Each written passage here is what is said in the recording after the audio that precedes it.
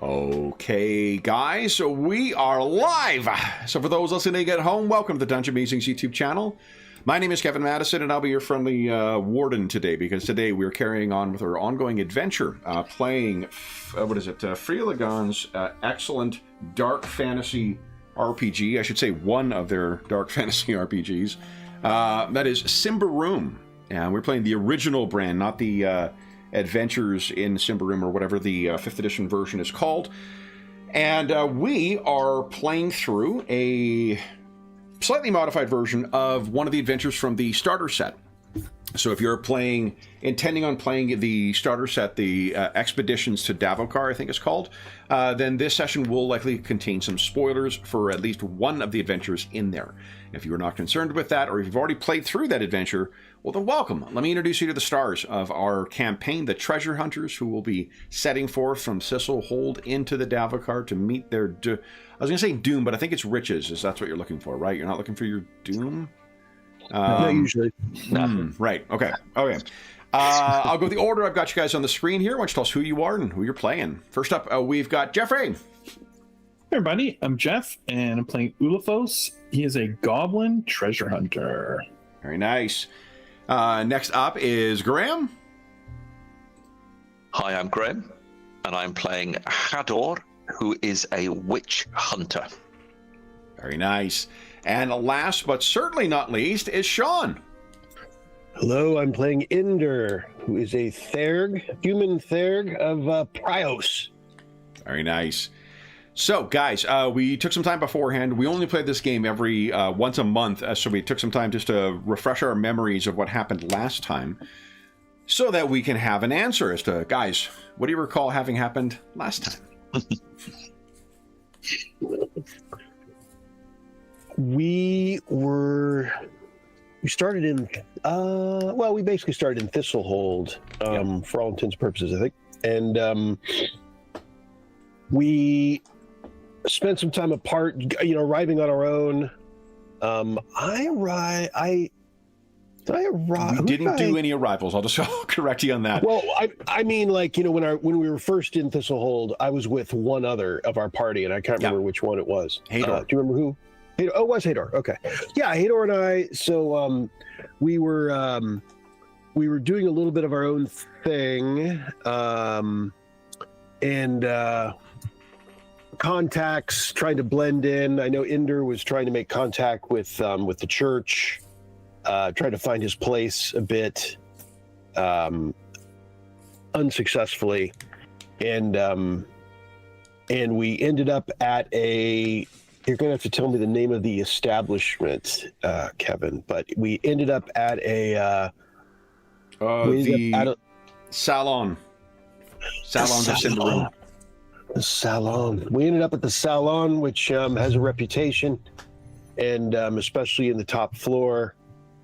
And I think me and Hador got there first, and everyone else started collecting there. David's character, his name is L-Guy. L-Guy was meeting with his royal contacts, and we're all doing that kind of thing. And I will just he didn't run into, he actually just happened to run into somebody. They were attending a seminar on one person's expedition.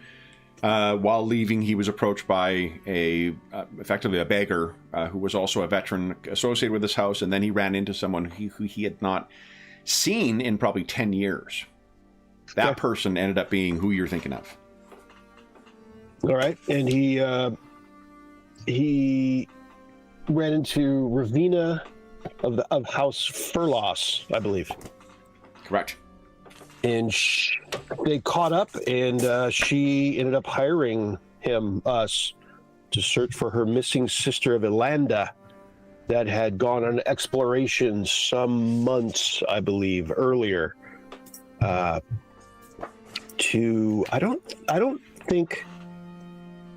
don't know if she had much information about the. She knew it was a place called the Dim Water. Okay, so that's all she knew. It was like Slim. I seem to recall it was Slim what she knew, but so she knew location called Dim Water, and then he took her up on the opportunity, and then met with us and pitched us at the salon, and so we unified behind this purpose, and learned a little bit more about the salon, and also endeavored to learn more about our coming task with our own contacts and whatnot. Inder met with a Therg of that he knew from the past, and others did other likewise things. We learned that more specifically, Kalia Mahar Cemetery was probably where she went, next to Lake Kahalaran. Yeah, also known as Dimwater. And it was Dimwater. Yeah. Mm. And it's an previously explored place, so it's not deep in the forest, and yet, who knows that, things can still be found perhaps, but it is in the explored area. We did not figure out exactly why she went yet. No. And Hador, you met with someone, right? So this place, this Dimwater place, we found out a little bit more about it, and exciting in its own way, perhaps even in its heyday, whenever that was, possibly some time ago, into the distant past, an actual rival to the great power of Symbaroum, again in its heyday. So it predates even the Davakar forest that has engulfed it, and a place of arch magic. That's magic that is very deep, very powerful, and all of these things, of course, is like honey for the bees, for the sort of treasure hunter bees, because they believe they'll find, as of course we do, something that somebody else has possibly missed. Having said that, we also found out the perhaps predictable story that even though it's light Davakar, so it's as Sean has said, it's the slightly more explored, perhaps slightly better understood parts of the forest, people don't tend to come back. And so that again, of course, engorges the myth, increases the tastiness of the honeypot that was the place, and probably encourages us yet more to go, foolish as we are, to see what we can find. So yeah, that's kind of I think where we are. Okay. Anything else, guys? Or does that bring us to where you had all met? I mean, I'd like to stay in the salon, really. Okay. Sorry.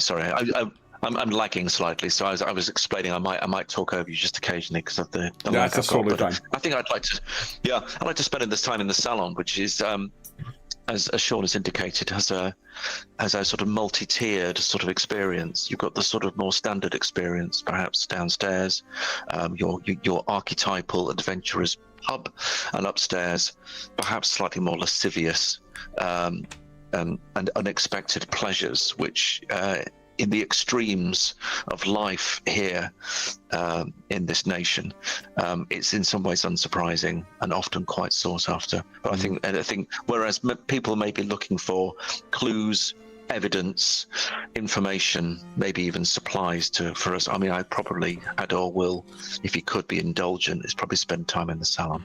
Okay. So these are plans that are being done while at one of the taverns. I can't remember if you guys were actually at the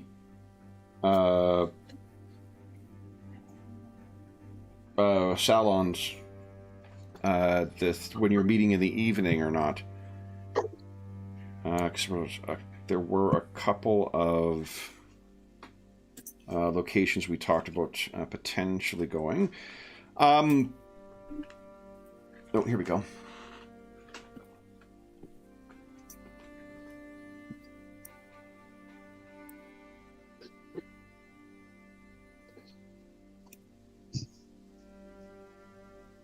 Oh, yeah. Okay. So, you're not going to be able to stay. I mean, I don't think you have enough money, Hadar, to stay overnight here. So if you wish to come back the following day, having stayed in whatever more reasonable accommodations that you are staying at with Inder, you certainly can do so. Olafos, I wanted to point something out that we didn't talk about last time, and that is where many of the goblins live.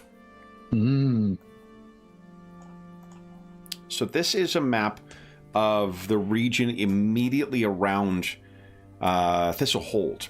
Thistlehold is, you've seen the illustrations of it. We've looked at the map of it but last time as well. But this will give you an idea of the immediate vicinity of it.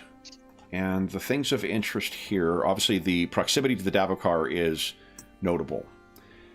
The other things I'm going to point to is Karabadok, which is the kind of tent shanty town where most goblins live. Karabadok is also the name of the clan or the tribe of goblins that occupy there and mostly work in there. It is, as it says, an hour's ride going in and out, so there are folks who have to commute in order to work in Thistlehold. I imagine your mother is likely one of those, if she is a domestic servant, which means you may be spending, your evening trotting back to Karabadok in order to have your evening. The other place I'll mention is Blackmoor, and Blackmoor is kind of like if you rewinded the clock on Thistlehold, maybe 15 to 18 years, you might find something approximating what Blackmoor is. It is a sprawling, uncontrolled tent city. And as difficult as life can be for some in Thistlehold, it makes existence look palatial in comparison to life in Blackmoor. This is the map of Blackmoor to give you an idea of the kind of refugee camp quality of this place. I imagine that one or some of you may have passed through here on your way to Thistlehold, because it is sort of along the route, but it is not a place you would ever want to find yourself. In addition to the unplanned and sort of scattered existence of the folks living there, it has all the troubles associated with a frontier community with no real central authority. Thistlehold and Mayor Nightpitch have no interest in sort of exerting control over this place, and certainly not helping it build up, because why build it, why assist a rival community or a potential rival? Which means that it is sort of a lawless place ruled by strength. And even Karabadok, as shanty townish and as challenging as life can be there, at least there's some stability among the species that are there, and there's a history and a community. This is constantly churning over new people, new faces, and new strong men who can try and take things from the weak. So, which is to say, if you want to stay there, guys, you're certainly welcome to. Of course. Yeah. So, Ulafos, you're going to have an hour's commute in order to get home, and if you want to spend the day with your mom tomorrow, you're going... Yeah, that's what he would do. So he'll have to make the journey and come back. Probably end of day or the next day. Yeah, so what we'll assume is that the others have departed and gone to bed or whatever, leaving Inder, Hadar, and Ulafos. You finish your plans for what you're doing tomorrow. Ulafos has discussed going to see his mother. Hadar discussed coming back here. Inder discussed going to meet with the folks at the... I've already forgotten what you said you were going to do. The legation. Right. It just came to me. It's a good word. It is a good word. So, Ulafos has made, is only the three of you left. Ulafos has made, made it known that he's going to be heading out. How much money do Inder and Hadar have currently? I have 6 thaler, 17 shillings, 3 ortegs. You are probably the one buying drinks then. So remember, tailors are the gold, shillings are the silver, ortegs are the pennies. How I are you have doing, 3 Hador? tailor. 3 tailor. Okay. 19 shillings and 5 ortegs. Very nice. You guys are flush. Yeah, it won't last long. Very true.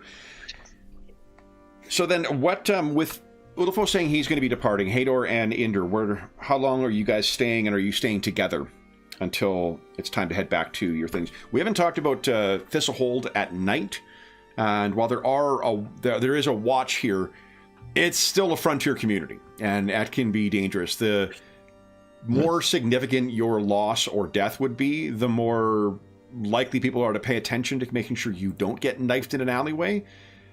You lot are all vagabonds, so. But I'm a Theraga Cryos. Mm-hmm. Never mind. Plenty of your kind coming streaming over the Titans, claiming to be speaking, for the lawgiver. So.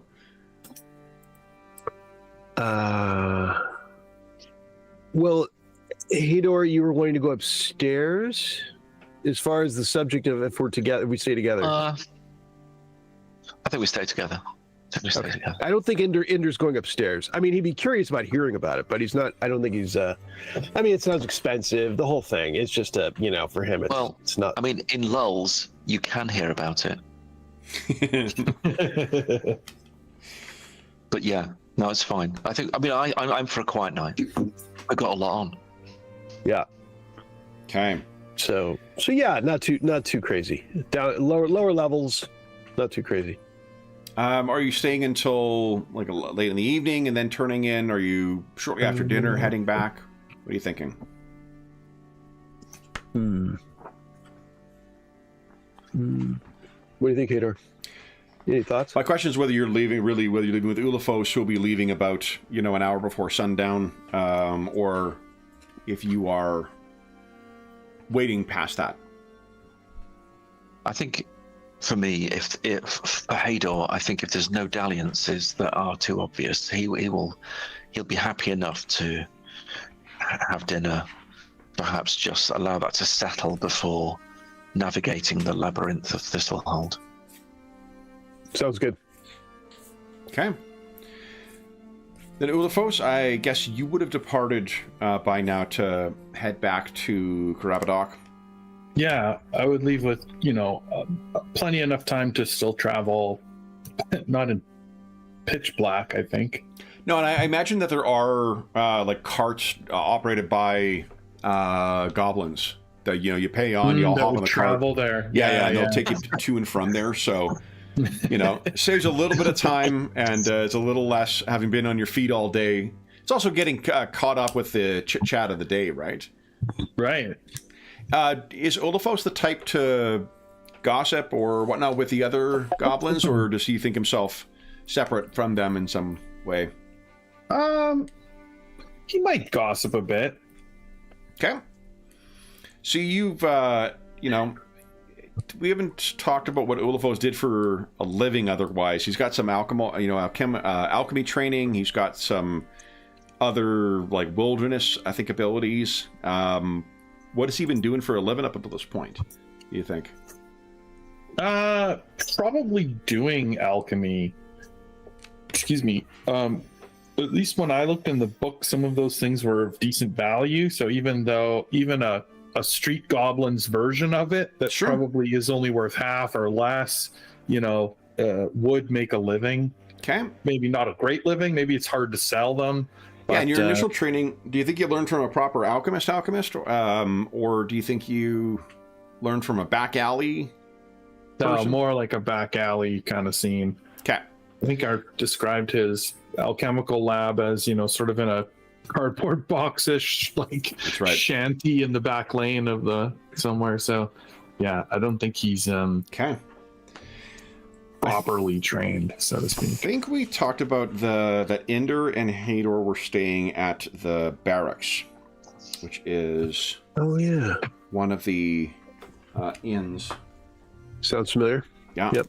Okay, let me see if I can tell you a little bit about that.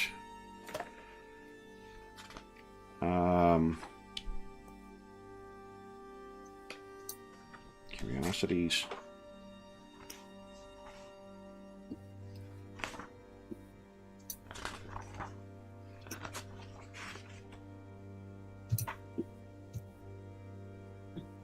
Ooh.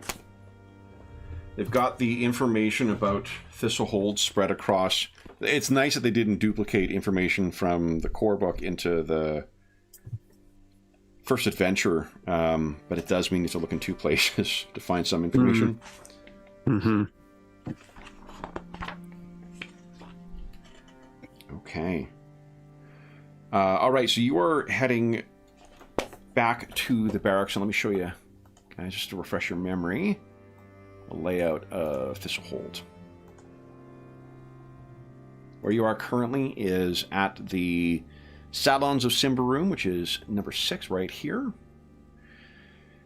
You remember that bright burning spire that is in the illustration on the left that we were looking at before? That is right there in Toad Square. Toad Square is so named from a giant kind of petrified thing, a toad thing that is sitting in the middle of the square.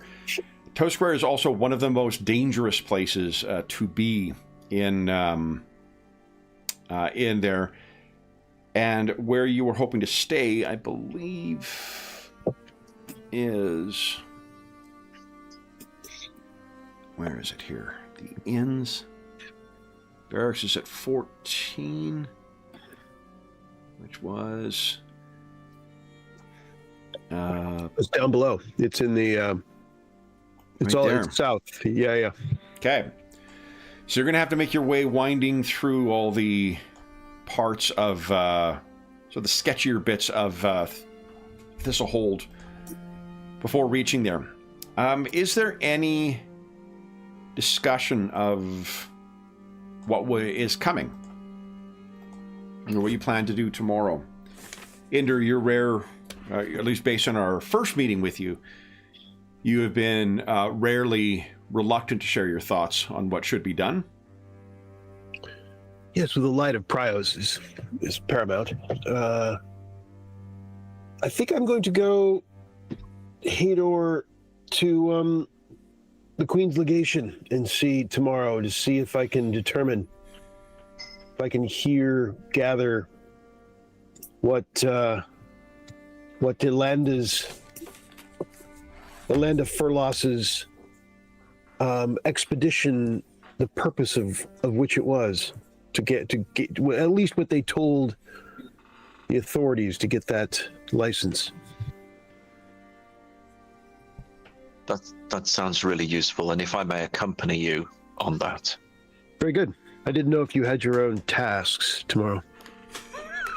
Dripping with acid. No, yeah. I mean, other than That's not true. He adjusts his hat. seeking It will out not take corruption, long. but I mean, it's everywhere. You know, fall over it. Then you guys are about maybe 4 or 5 blocks away from Thistlehold. You've been here long enough now that you've become accustomed to the familiar streets that you're going to be traveling, even when they look so different in the evening than they do during the day. And one of the things that you may recall from last time is that there are a type of medication that is made available to some of the unfortunate inhabitants of Thistlehold that are either called medicures or mendicaments in a more pejorative way.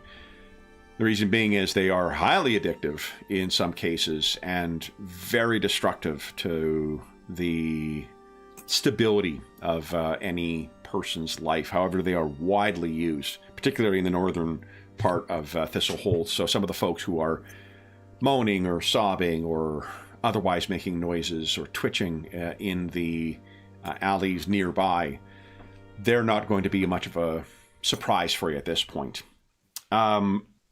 The number of them perhaps would be a little surprising.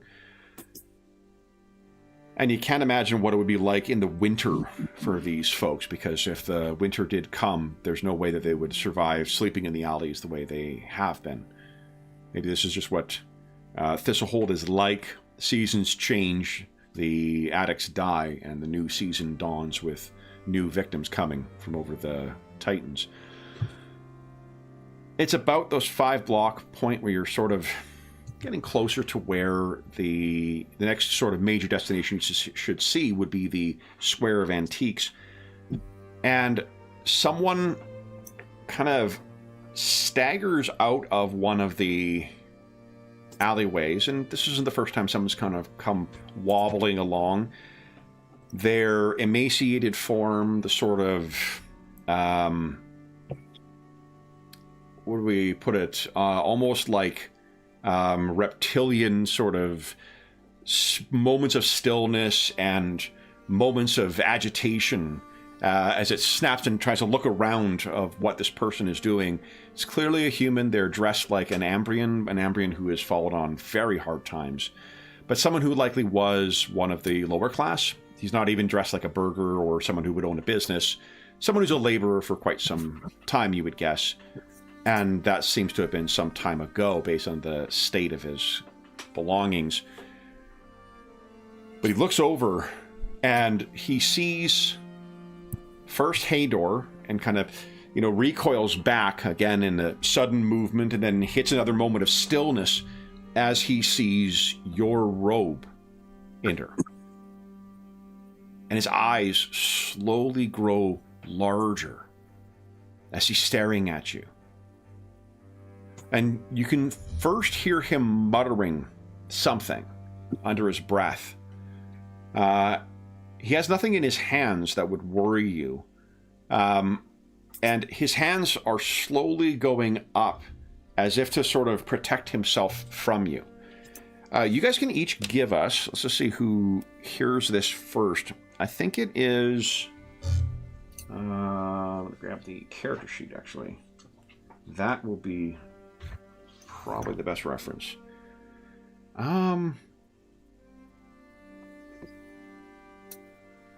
Give us a vigilant check, please, guys, at +3. Okay.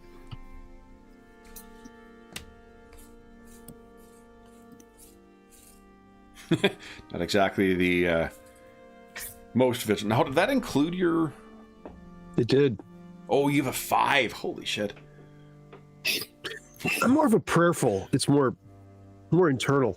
Every player has a niche for their characters, and playing a character with poor perception of them and always wearing a helmet that does fit with your wheelhouse, Sean. It's a theme. Yep. I have a Prios helmet on, basically. Exactly. Hador,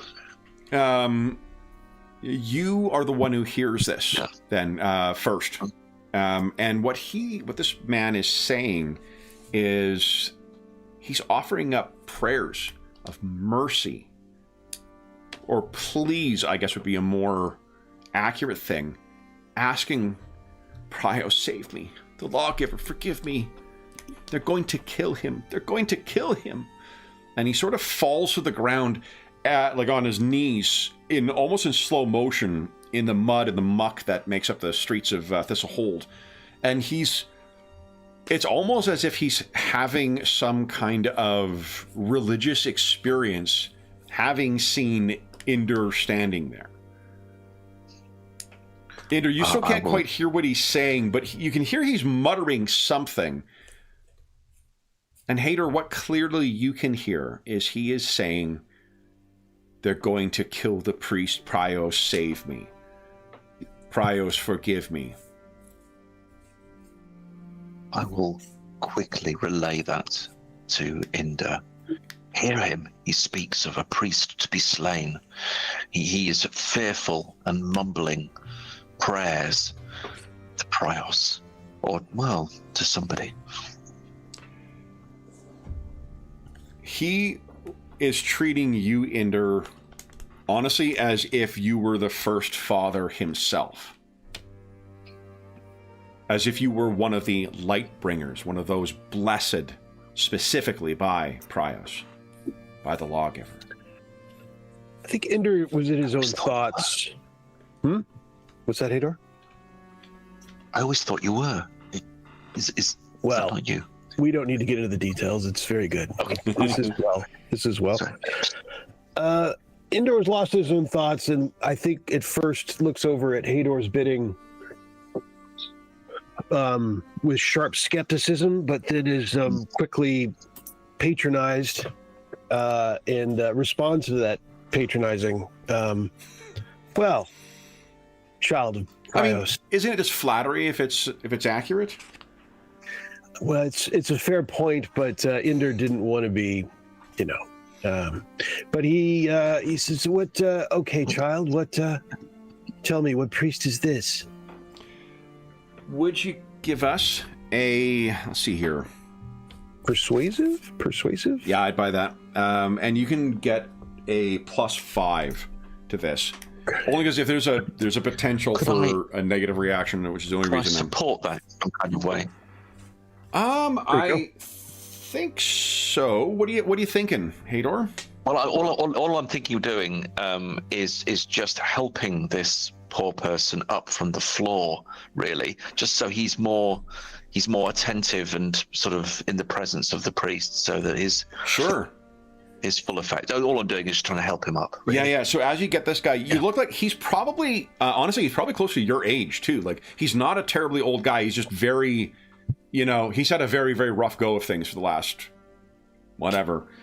As you're helping him up, he's looking up, and his eye, he pressed his face down into the muck. So his face is covered with mud at this point, but his eyes, almost in stark contrast to that dark mud that cakes his face, are just fucking white saucers with tiny things, and he's looking up at you as if, and the roominess to them, I think you need not make a roll. You can tell that he's likely under the effect of some kind of medicament. But he is acting as if you are one, if not Prios themselves manifest, that he stands before one of the, angels or whatever the equivalent in the faith would be for it. And he just is keeping his hands away from your robes as if they might be, fire or molten iron that would burn his hands should he touch them, but he's getting close to it. And as you're helping him up, Hador, he looks over at you and sees, remind us again, what if any accoutrement do you have that flags you as a witch hunter? Besides your badass mustache. Yeah, well, I suppose this is sort of his classic hat and cowl, a sharp blade at his side. I'm just trying to think what else he might have that might give it away. I mean, it says here, interrogation kit 1. I'm not entirely sure what that would be. But, there might be some Use your imagination. Yeah, I think we all know what's likely in there. So.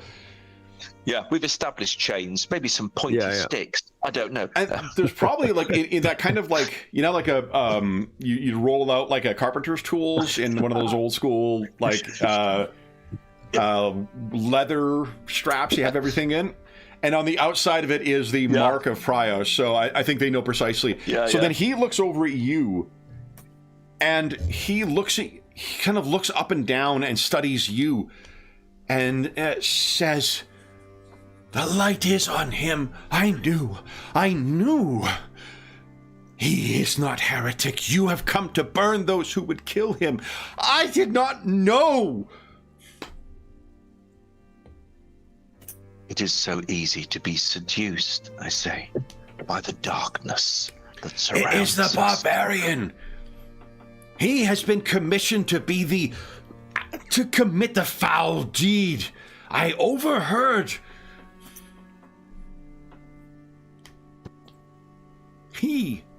What priest do we speak of, child? He looks over at you. The giver. The master of the mission house. Those who they would call heretic. Savola. And that name's probably familiar, isn't it? Haven't I heard that? I don't know. Give us a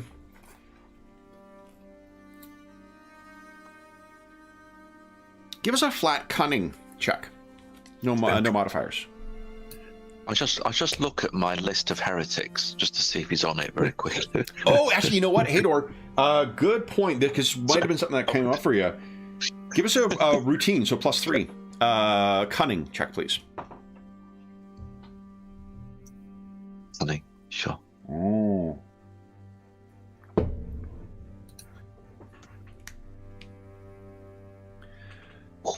Just. So I'll tell you two things. I'll tell you what Inder's heard from Ordelia, because it likely came up and just we didn't have it on camera. And I'll tell you what you know, Hador, for what you've heard otherwise. So, Inder, one of the things that Ordelia likely spoke of when you were at the is it the Temple of the Sun, I believe? The Sun Temple, forgive me. Is the fact that there is you talked about the young kind of priest who was a bit of a beacon, very impressive. You saw him speak as well. His name, give me a moment.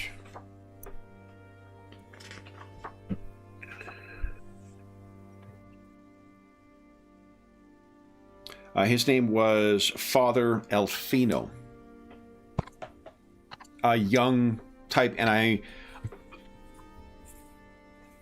I'm interested to hear what Inder's thoughts are on this, but one of the things that Ordelia,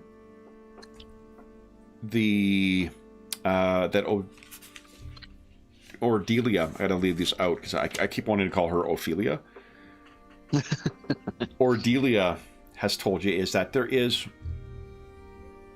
someone who is, while there's the dynamic young priest, there is someone who's actually more influential here, though she is rarely seen. And that is Desaba the Old. And again, I know we all went to high school with the Desaba the Old, but let me just put that in chat so you guys... Desaba the Old and Father Elfino. I was close. Yeah.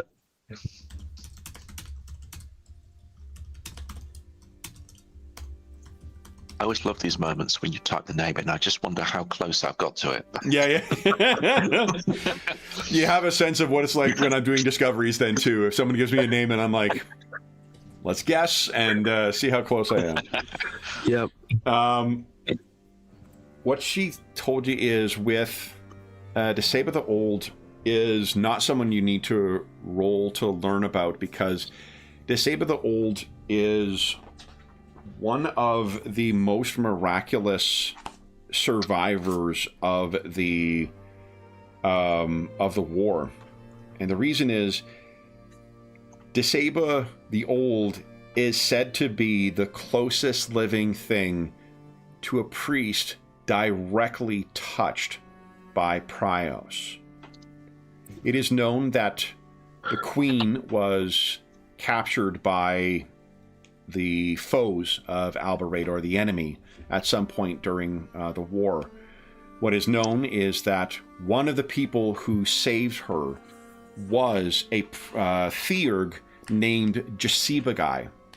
And Jasibagai is the first father who runs the church now. And I'll put that in chat here first. Father Jasibagai.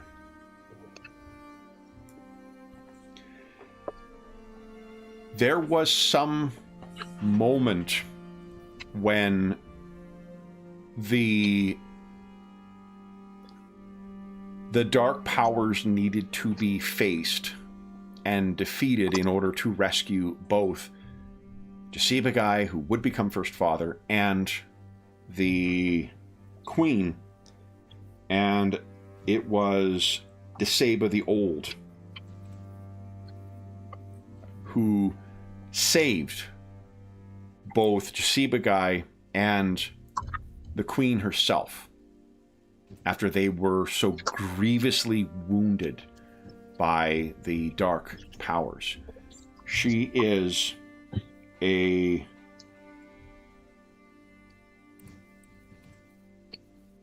Lightbringer. You can think of it like a saint. She is literally a living saint. Perhaps the most respected and most holy person as far as the Church of Prios is concerned anywhere in the Queen's Kingdom. She does not get out much, but there is a bit of tension, you've heard, because she is such a big presence in the church. Her reputation and her status as a Lightbringer has so much gravity to it that Father Alfino, while they're not hostile towards her, even though he is a dynamic young priest, seems a second, thought or to her, even though she remains largely remaining hidden or not concealed, but like within the Sun Temple. One of the only things that has been a direct split is with this individual named Savola. Savola is a heretic who is not part of the church, who was a member of a noble family, and who only when Alberador was well and truly a place you could not safely remain, finally left, and he came here. And what he's done with his fortune is set up a place called the Mission House in Thistlehold. But from there, he preaches a very different kind of faith in Prios. Rather than the lawgiver, he views him as, or the priest as, I'll make sure I get this right.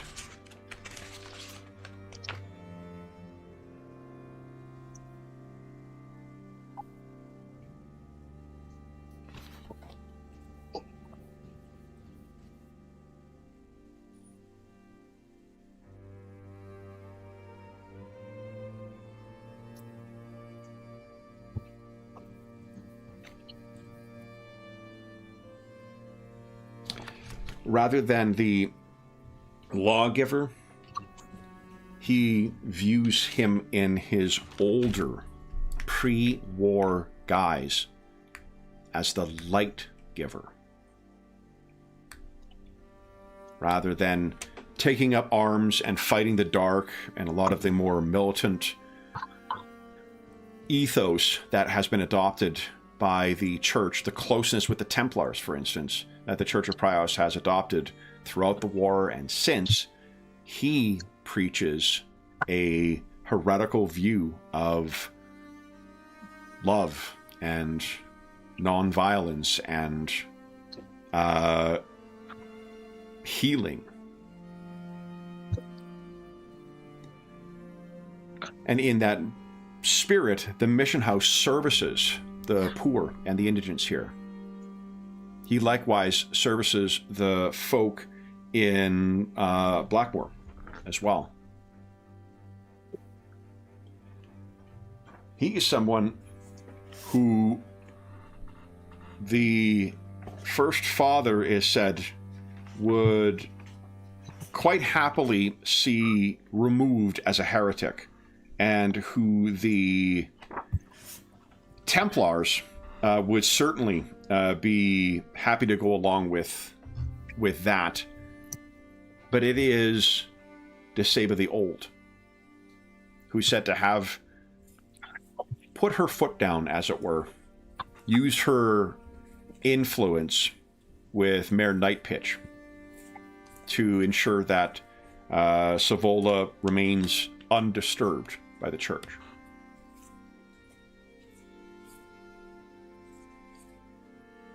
So he's a heretic. If you believe that the First Father is correct in this, or he is a correct interpreter of a truth that has been warped by war and circumstance, and those who wish to push for a theocracy. That is the nature of the church that you have returned to, Inder. So when this person mentions Savola and mentions the mission, you know precisely who this guy is referencing. Inder, He is. Go ahead. I've always meant to ask you, this schism.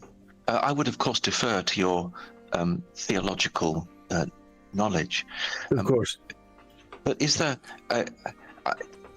I know the complexity of the gods is great, and as one who is very comfortable with pain and violence to root out evil and corruption, is there space in the theology of the church for both a lawgiver and one that takes up arms against the enemies, with a further aspect of this great God of also love and warmth and beneficence to the lesser and the poor? Is that possible, or is this schism dangerous, Inder? Very complicated, Hador. It would take much time, days, weeks. It's difficult to ascertain the wisdom, but I will say it is the schism in and of itself is a concern. To call it a schism would suggest that there are those in the church who would recognize anything that this heretic is saying as doctrine.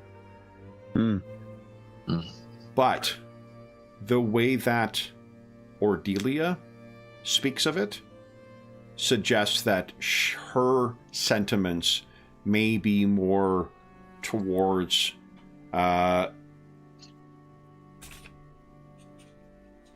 Desaba, the Old, and if Desaba the Old has intervened to prevent the tamping down of Savola, the crushing of him as a heretic, then that may suggest that the living Lightbringer may have heretical sentiments. So there could be coming trouble.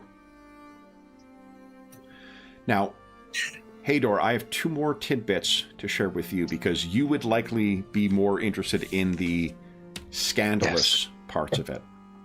Oh, right. Okay. The 2 scandalous things, what you've heard is, I said Savola, it's Sarvola, forgive me.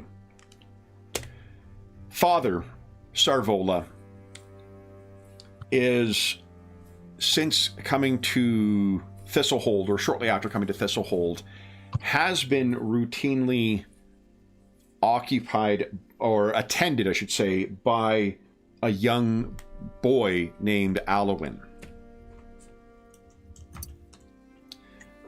The nature of the relationship between the two is unclear.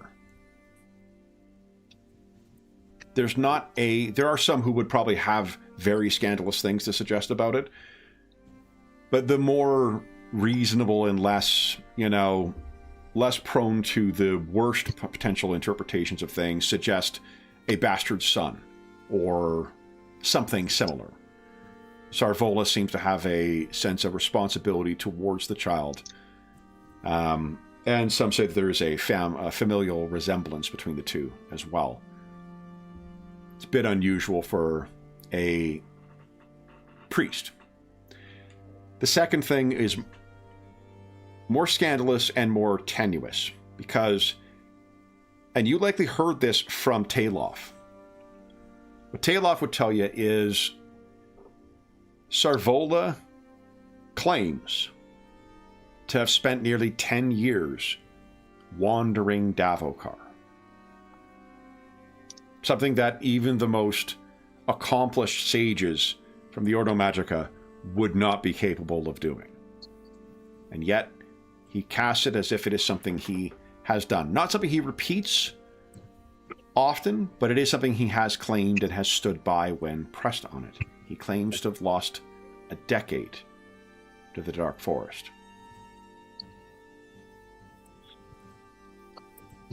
Anyone who knows anything about Davokar thinks that's absolute nonsense. And yet, if you meet the man and you hear him tell it, you might find him convincing. So that is what you have heard, beyond what Inder has heard. So if we bring ourselves back after the info dump to our scene. This twitching young man has said someone is going to kill him. And he said that a barbarian, right, is going to be doing the killing of Sarvola. Commissioned by a hooded man. I look at Hador. Look back at the man. Where did you hear this, child? He gives you the name. You did really well in your persuasive check, by the way. So this guy is absolutely in your thrall at this point.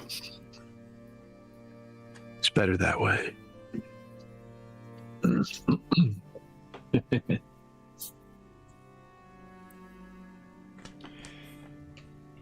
The open tavern by the tents. And you know it's basically someone has set down a couple of tables and serves like rot gut hooch there, so you can drink outside if you want to just wander over, and all you can afford is a tent. It is a sketchy place for very transient individuals. The barbarian and goblins. The goblins are going to get him. They'll kill him. He looks at you, Ender, and sort of begins losing strength in his knees once again, having been overcome by whatever vision is going on in his head. He will douse the light. I did not know. I did not know. When, child? When is this to take place? Tomorrow. They set upon him. The morning when he travels south to serve those hungry.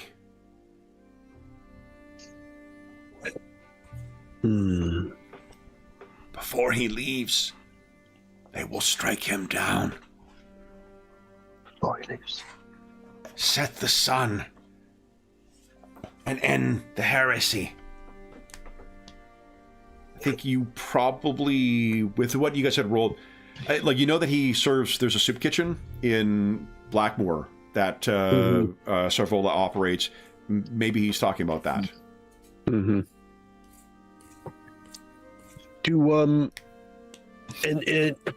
Is Inder, it sounds like Inder would probably think that at least this man thinks he's telling the truth. Oh, yeah. If you... Yeah. This guy is... Like, he is speaking to you as if he is speaking to his god. Yeah. There's a lot of stuff. I'm going to save you my shitty role-playing, but he's going to be, like, apologizing for all the things he's done. He's seeking forgiveness from you, Prios. Yeah. You know, whatever effective, that the mask that you wear was intended to evoke, this poor soul is absolutely wrapped, perhaps influenced by whatever is, he's consumed or made use of before, but he thinks you are his living god. I mean, that book in the picture is on my belt, I think, so I'm putting my hand on his shoulder. Yeah, Yeah, and Hador's form too. You being the witch hunter for this. This is he speaks about revelation, about how this has come to him. Prios has brought you before him. This is clearly something that was weighing on his conscience, and then just by circumstance, you happen to be wandering by, and he has now been struck by this and is just pouring out all of his seemingly conflicted beliefs and guilt. Yeah. So I think Hadar will move to say something, but then will hold back, and his eyes will flick to Inder as the great Prios, because he would not speak in Prios' stead, and await Inder's comment to him. Inder's enjoying the. I mean, he'll soak it up a little. His greeting at Thistlehold was less than desirable. I mean, he really wasn't expecting parades by any stretch, but it was less. It was still less. So he's like, yes, and he pats the fellow's, rests his hand on his shoulder. But be at ease, you have unburdened yourself, and this comes to us. And he looks at Hador. He looks up at you, pleading, still, eyes huge, white against the black of the mud, the lights, I guess, in some of the outside the torches or whatever outside some of these buildings are reflecting it off of him. And he looks, I am forgiven then. I have been your agent. Yes. You've done well, child. You're kind of having to support him up right now, Hador. Like it's as if a weight and all his strength was being used to try and maintain himself to this point. And I give him a little rap with my staff. You are forgiven, child, and I give him a little pop on the head. Yeah, Hador is the only thing holding this guy up at this point. Inder's very good job of it. Inder's never that whole resting on the head never seemed adequate to him, so he thinks a little shot really gets the attention. Yep. Says so tomorrow when he goes south. Was there any word of who instructed this, who commanded it, who paid for it? He's almost in a trance. You've relieved him of his burden. It's again, your cunning roll was quite good, so I'm happy to give you a lot of or persuasion roll was quite good. I'm happy to give you some leeway here. So he's muttering about the hooded man, and he mentions a name, Odaban, which you know to be a barbarian name.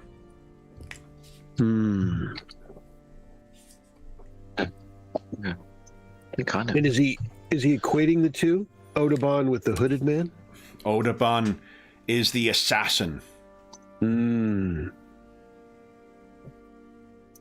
I look at Hador.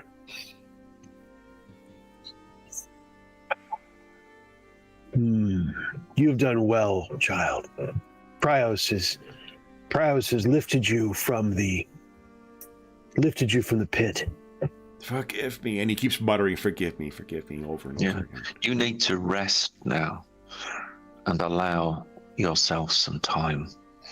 Yes. And you can leave this with us. Indeed. You're the burden of it. Fairly confident he may not have a recollection of having this conversation come. No. So those euphorics can be quite powerful. Yep. He is in his 20s, and I seem to remember them being a lot of fun in my 20s, but I also don't really remember much of my 20s, so you bring him over to the where do you like to the doorway, an alleyway? Where do you want to? He seems like he's going to fall down in an alley. He'll be fine. If he doesn't seem to have, I'll look about and see if he happens to have, if there's a blanket, if there's something that seems like it belongs to him by chance, like a blanket or a cushion Does it seem like anything? If you talk to him at all, he's just muttering. Like he seems to have likely slept in that tent. That may have been why he was drinking there, and also purchasing the medicaments. But now he's got like barely anything on him. He's got a couple of Ortegs in his pocket, and a head full of medicaments. I'll give him my Ortegs. Okay. And give him my 3 Ortegs and help him with Hador, perhaps, one arm each. Like, help him escort him over to a place that he won't be bothered, hopefully. Like, won't be stepped on. Sure. Okay, so you find, and he's going to curl up in an alleyway at this point. He is still continuing to repeat, thank you, thank you, thank you, thank you. Yes, child. Well done. May we all fulfill our tasks as well as you have. Yes. I am your hand. I am your hand. Yeah. And then I'll leave him be and look at Hador and well, much to discuss. Do you believe him? I mean, Hador? Yeah, I do. I believe he speaks the truth as he sees it, the truth as his current condition allows. I would leave, in some ways, the decision as to how to follow this up with you. I'm conscious that this is a schism maintainer who is to be eradicated. But also perhaps that this person has some weight and some protection from the very highest and holiest of your order. So we surely cannot let this stand if it is true. Indeed, it is a sensitive matter, to be sure. It is not straightforward and easy to defend the man openly, or at least without some backing. It would be most desirable if there was some way to have a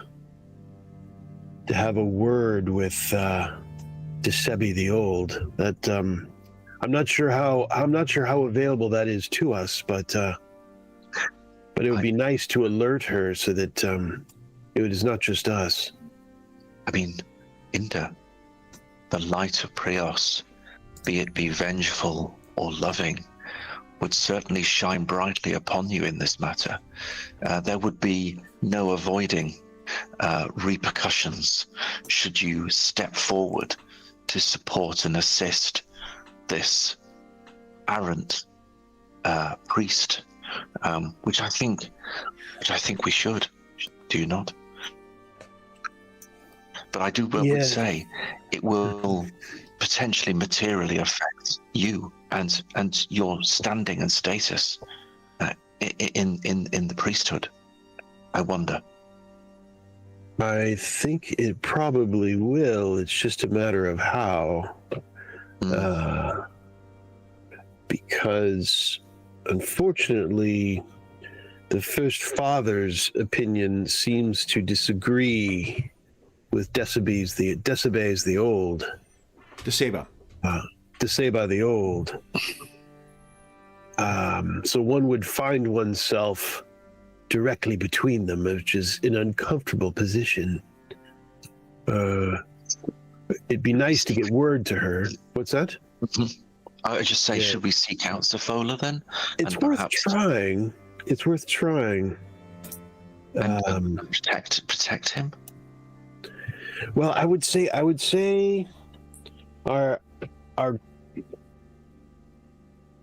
the two options we have is Decebe and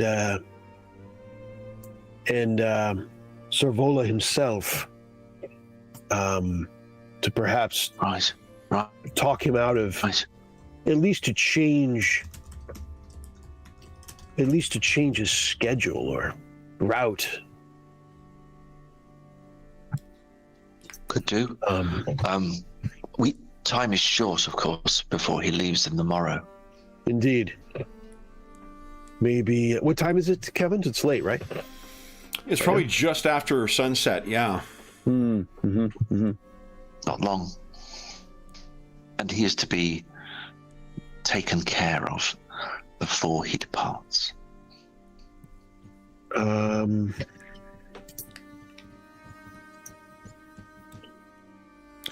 There was that mention of goblins as well, and while you don't know any goblins in here, you do know a goblin. Right.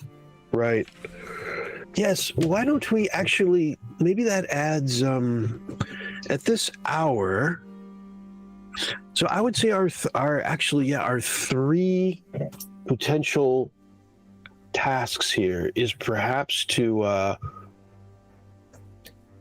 speak to Ulefos about this goblin aspect and to bring in his thoughts, an attempted conversation with Deseba, and then barring all else with this Sarvola, to at least alert him to the possibilities that he can take precautions. I would hope. What are your thoughts, Hador?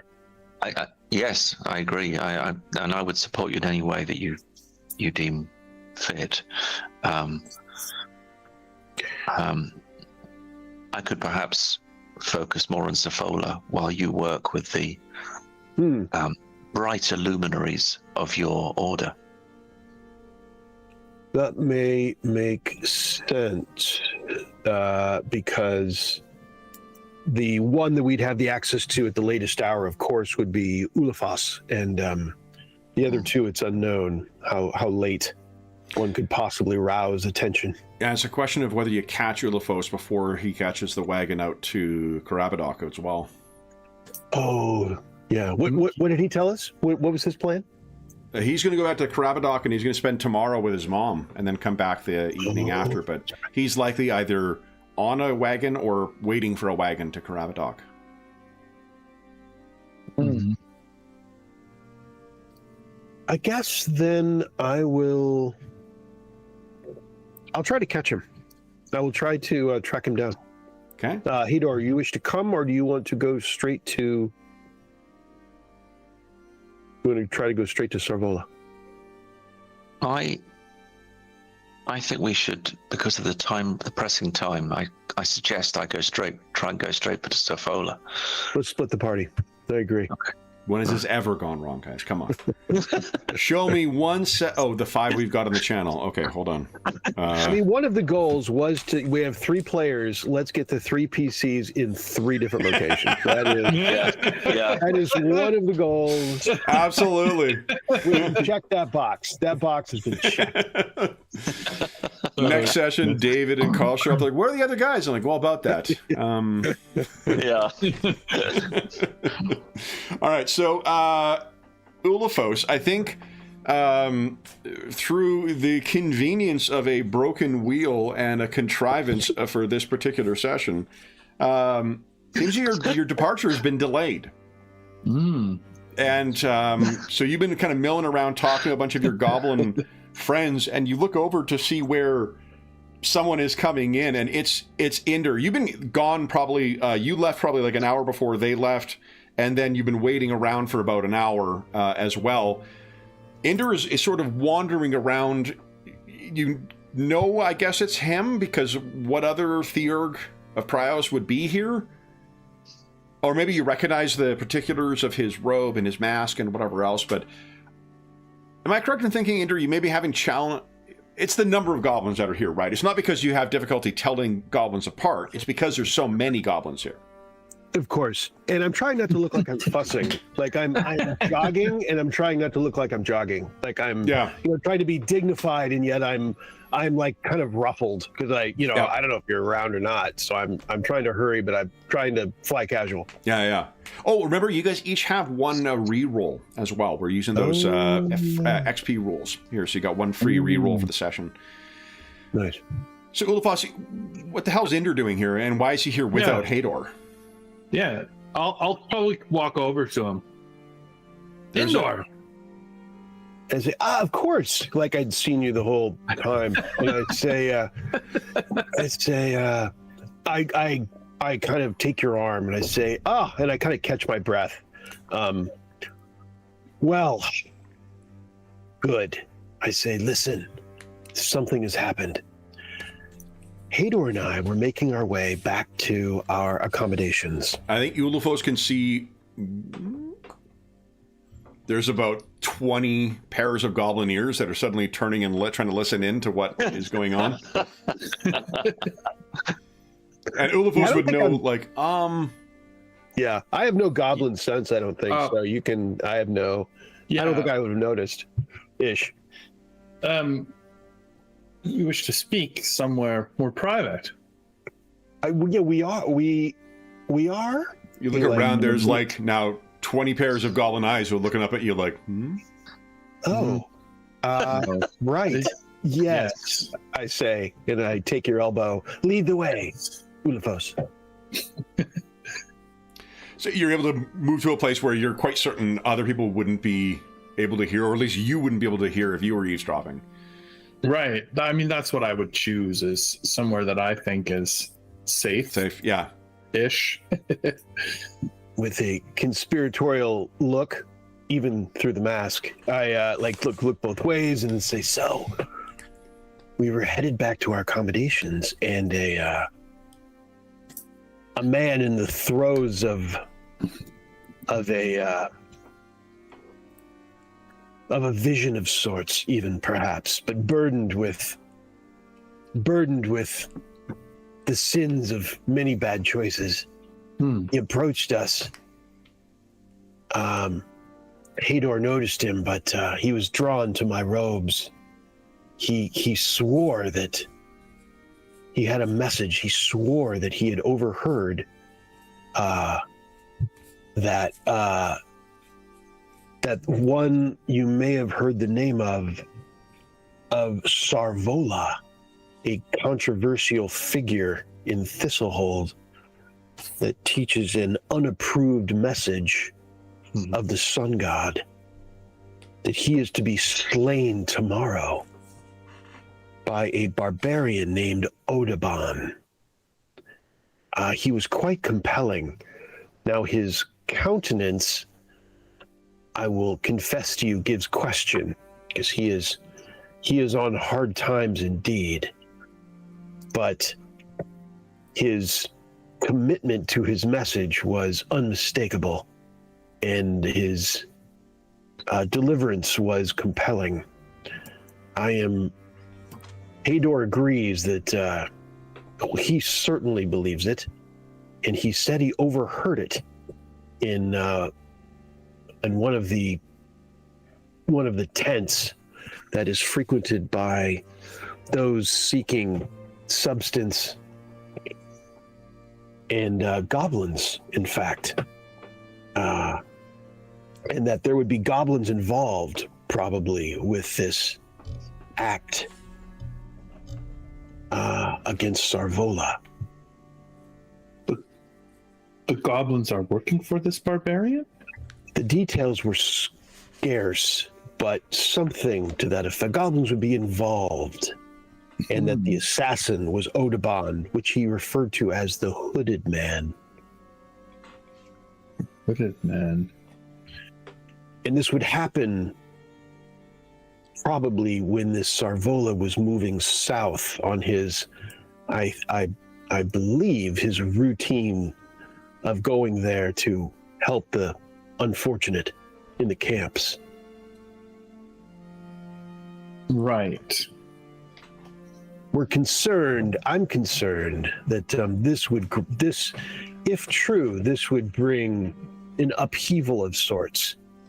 It's complicated, but as you may have heard, Sarvola with this unapproved message is looked at quite askance by the sun god powers that be, all the way up to the first father himself. However, he has an order of a bit of protection by Desiba the Old, a name that also may seem familiar. She is essentially a light bringer of the church, and has essentially forbidden anyone from interfering with Sarvola. So a sudden, unapproved killing of Sarvola, I'm afraid, would bring an uprising of sorts. That sounds very troubling to you. I believe it is something we need to look into, and we have little time. I was wondering if perhaps you could see if your kind would share a bit of snippets about such an act, if anyone had heard anything. You would like me to gossip with the people waiting for the cart to see if they have heard? Yeah, that's such a casual term, but yes, kind of. Would the goblins involved not be staying here? I would think, because the Sarvola is here, so I would think so. I would think they would be local. So maybe we need to find some goblins that are not here. Whatever you think best, Unifos. I defer to your goblin wisdom. Now, Kev, I must know some goblins in the city. Oh, absolutely. Yeah. You can. Yeah, certainly... I think I would go talk with some that I have a relationship with, because this is kind of sensitive information, and so for sure. And this kind of murder for hire stuff. It's not. There's not like a substantial amount of goblins that would do this kind of work, but it's certainly not unheard of. The Karabadox, by their size, you may not think them to be a fearsome force, but they can be fucking dangerous when they need to be.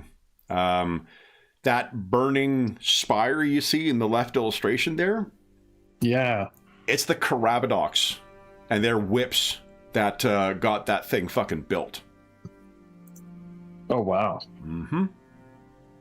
Goblins are a lot tougher than what the casual person may give them credit for, and there certainly are some who may be happy to ally themselves with this, particularly if it's just some barbarian who, if they've been paid to do this, they may just fuck off into the Davokar after this.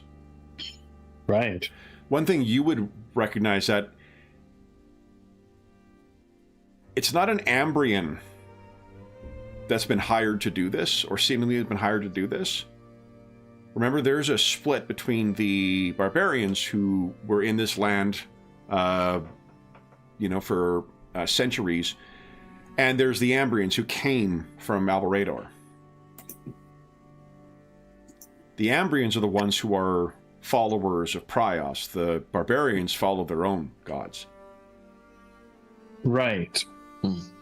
If it's a barbarian who kills this person, there isn't a schism in the religion, as it were.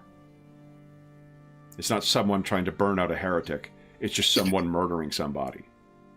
Yeah. Right. Just odd. Yeah. And given how popular Sarvola is here, because you would know of him, he also attends and proselytizes, but through acts. Think more, charity, and then we'll talk about Prios and how the light loves all, than going and trying to force you to, obey and then get food. Right. The best possible interpretation of missionary work, I guess. He has been among Karabadox as well. Right. So he's okay. So he's someone who's loved by the community, at least by the lower parts of the community. If a barbarian murders this guy, there may be some consequences for the non-Ambrians as well. Right. Okay. So then. Well then. What are you thinking? Maybe amongst the alchemists, if they're moving in some kind of an assault, they might have purchased some potions or other alchemical tools to use in their attack. Okay. So you're going to go and kind of knock on goblin doors, as it were? Yeah, like with mostly with the people I know, and Okay. see if anyone has sold anything that would give me. Let's see if I can find the. Open the book real quick and see the. I don't remember all the alchemical recipes, but some of them could be useful. What about you, Inder? What are you planning on doing now that you found Olafos? Are you going with him, or are you... Probably not. I can't imagine I'm helpful as a non-goblin in his pure goblin entreaties. And to boot, we are left with it. And Hador, when I left, you had told me you're going to Sorvola, correct? That was your purpose? Mm-hmm. Yeah. Mm-hmm. No. So I think I'm probably... I'll let you contemplate that for now. Yeah. So let's go to Hador. Hador. Yeah. To give you an idea of where you're heading, the mission house, it's actually not far off the Antique Plaza. It's right here. Is that right? Oh, yeah. 32. 32. Mission house, yeah. Yeah. So, what's going through Hador's mind as he's, I'm guessing kind of, if not running through the streets, sort of trotting your way? Yeah. I suppose it's one of those moments where this is kind of off books. This is kind of not necessarily what I'm for, as it were. I mean, if there is sources of corruption here, then yes, I'd be interested. And it has the whiff underneath it of some form of corruption. So it's almost less sparing the priest, although he sees that there may be good reason to do that. It might be to understand what lies underneath this apparent hit on a respected, if schismatic, priest. So he's almost thinking perhaps this might be a step to find something deeper, darker, something that I could use my chains and pointy sticks for. Someone may know that man in the hood. Yeah. So as you approach where you've learned that this the mission house is, what you'd find is it's very much like any one of the buildings you'd see on the left there, but the difference being is that there does seem to be a fairly a modest crowd that is sort of accumulated outside, and it seems like they're leading and they're part of a queue that is heading in. There are people that are going in as well, but there are also, even this late at night, there's still a not insignificant number of people who are waiting to go inside and still speak with him, or speak with at least someone inside. So, right. So, yes, Hador was just thinking, oh no, interminable hymns. I hope not. As he sort of, I've gone from the salon to the sort of saviour poorhouse place. Perhaps it's a revival, I don't know, but he's sort of thinking how tiresome. But he'll sort of follow them in. Okay. Are you waiting in queue, or are you sort of jumping queue and seeing what is inside? Because you certainly can do so. I will try to jump queue. Okay. There's a lot of, given your witch hunter accoutrement, there's a lot of kind of whispering in the crowd there, and I think maybe like 4 or 5 people who sort of, when they see you, they quickly kind of grab the person they're with and fake, like as if they're like, well, I didn't know what I was waiting for. I'm used to that. That's fine. And when you go inside, what you can see is that the queue leads up to a man who looks like this. Actually, I should give him his... Oh.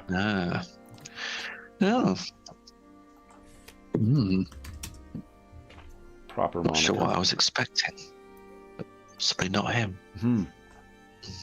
So Father Sarvola is sitting in an armchair, a simple one, in a corner, and he is talking to someone who is clearly has left the front of the queue. And if his eyes go over and sees you, there is a stern look that goes on his face, and he simply does this, as if to say, "Wait."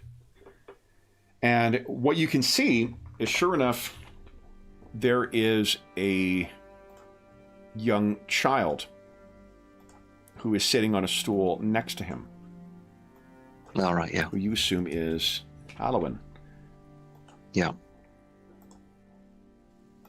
I don't think, given your character's history, you're likely spending a lot of time around kids, but you'd guess somewhere between, like, I don't know, 5 and 8 years old. And There's plenty of time for corruption to have already found its way deep into its little heart. so while Father Sarvola has scolded you and then gone back to speak to whoever he's speaking to, the child hops up from the stool that he's sitting on next to Father Sarvola. He looks incredibly happy. In contrast to some of the folks who are giving you more stern faces, he looks radiantly happy even.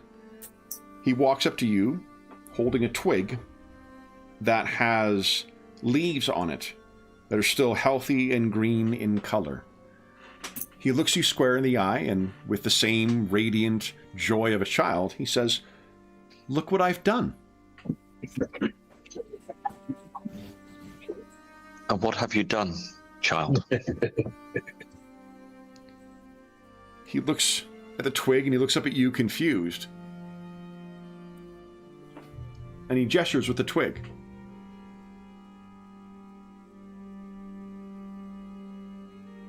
Have you brought life where there was none?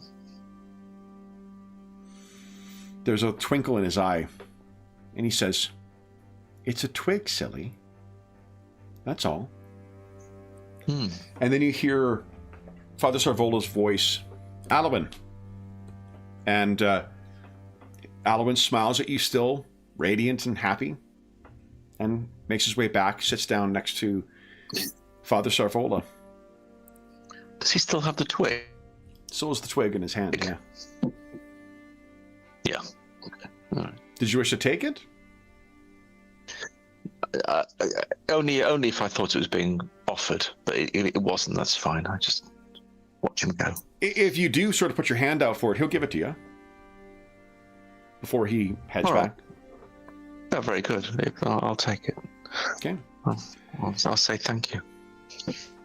So he goes and sits back down. Father Sarvola finishes talking to whoever he is. He gets up and he says something to someone in line. Like, he clearly sees someone who speaks to whoever is in front of him. And he walks over to you. And says, "The light of the sun upon you, brother. Are you... Thanks. Should we find somewhere private to speak, or have you come seeking counsel?" I would appreciate a moment of your time, yes. Very well. He turns and speaks to someone else who is in here, and he assures the line that he will be back momentarily. Alwyn is keeping his eyes on you at all times. He puts his hand up towards Alwyn as if to say, "Just stay," which is an unusual thing to do to a 6-year-old. He brings you into the back, into what was probably... This is a place that's no doubt been converted over. The impression you get from him, he carries himself very much like he's a noble. Like, you could see it in the way that your knight companion does. And this is what you've heard. Sarvola, the money that has financed all this stuff is from his life as a noble. He brings you in the back, and he says, I trust you know my name, but I will not be rude. I am Sarvola. What is your name, brother? My name is Hador. Hador. I am new to Thistlehold. I see. Have you come here on your own recognizance, or is it the church that brings you here? Neither. But holy priest, should I say. Neither. I come with grave tidings and perhaps a warning that he looks at you and he's not angry or anything, but what he says is a warning or a threat. And he has that tone of like he was expecting something to come at some point. Yeah. I particularly am conscious of your own safety is all, and I offer you no threat. Far from it. I have heard tidings that your mission, your work, your placement here in Thistlehold, which I confess, as I say, I am new and I know very little of.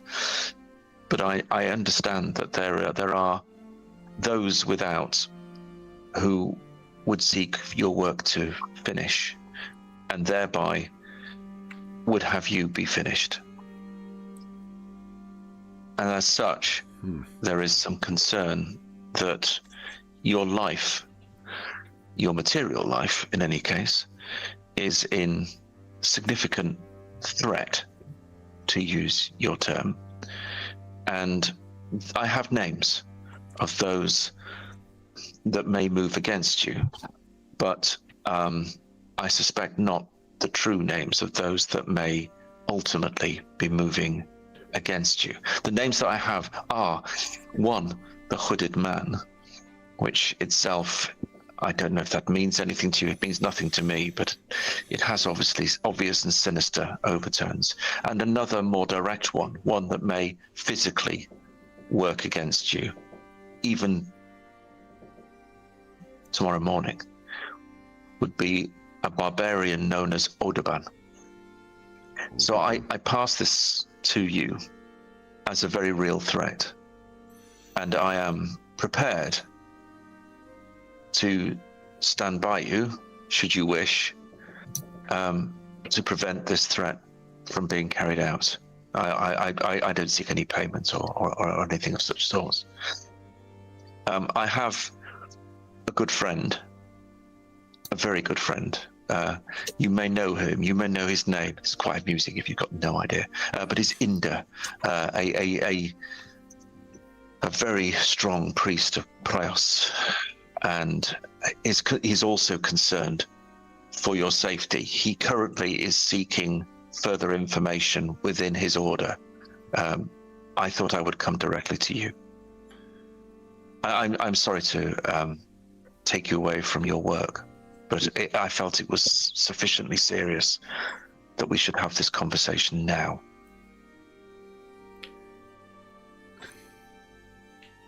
How did you come by this information, Brother Hador? Through no good source. Through no good source. And so what I tell you should be treated with caution. It was I don't know if I got his name. He was a man perhaps influenced by euphorics, and I'll sort of describe the small hovel that he lives in. A young man, but there was, and believe me, I have some modicum of understanding about truth and whether truth comes freely from somebody.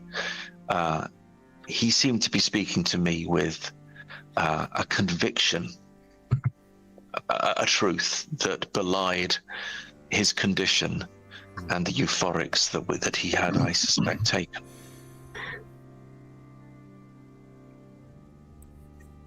the light of the life giver burns brightest to those in the dark. Mm. And he came upon you and your friend, a fellow Thearch. He was in ecstasy that he had found, as he would have described it, Prios himself. That is his words. That is his way at the time. He was clearly feeling that it was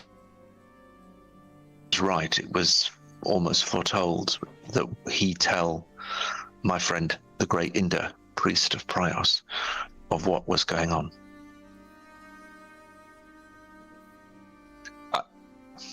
Caution, but given the work that you do, and given the views of others, I think there is a very real threat here. And I'm aware that you are traveling tomorrow, if I'm right. I am. Then I suspect at some point, either here or maybe on your journey, I'm not entirely sure which, there will be an act against you to take your life. And it's this barbarian who will be acting against me. Yes, directly. But there'll be others that will pulling the strings, I'm sure. The name is unfamiliar to me, though. There are so many in need.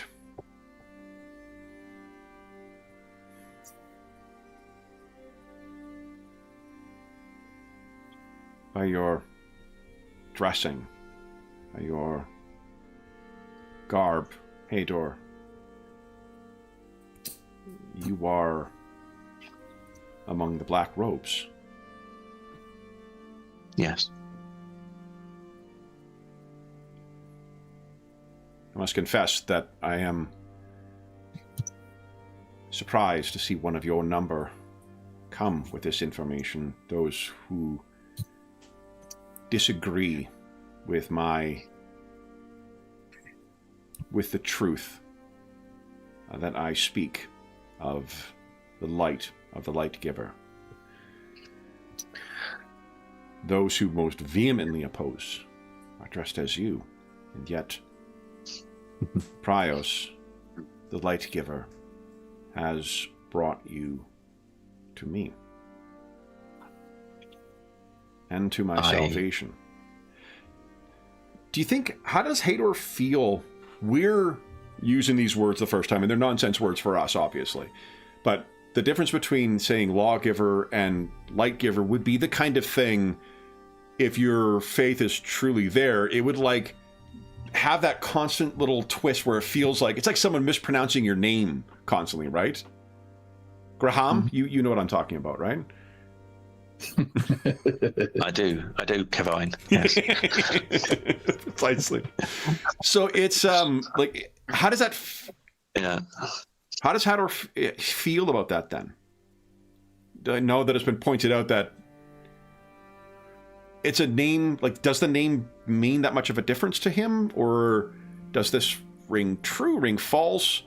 Does he have a feeling of? He may not have an ultimate landing, whether this is something he agrees with or not, but like, how does the implied, not implied, but like explicit sort of quasi-heresy at work here, how does that land with his faith? Oh, Hador is a very, very simple man. If he smells and sees corruption here, he would act. He does not smell or see corruption here. And if there is no corruption, then there must be at least a modicum of truth. And he is not confused, if you like, by the niceties of religious schisms. Got it. Yeah. He sees things a little bit black and white. I see corruption. Yeah. I burn it out. It almost do not speak benefits corruption. Hador that he actually grew up sort of like under the tutelage of Inder rather than inculcated within the Black Robes, right? Yeah, definitely, and that's probably helped him right now. Yeah. So, what Sarvola says is, then if the Light Giver has brought you here as my shield, I will not question it. Our work cannot end here. There are too many in need of the light and the assistance. It is not mere words we offer the unfortunates here, Brother Hador. It is full bellies and warm beds and mending of the ailments that beset them. Those that you see in darkness, they need not be there always. They need to be shown the light, then they may walk in it.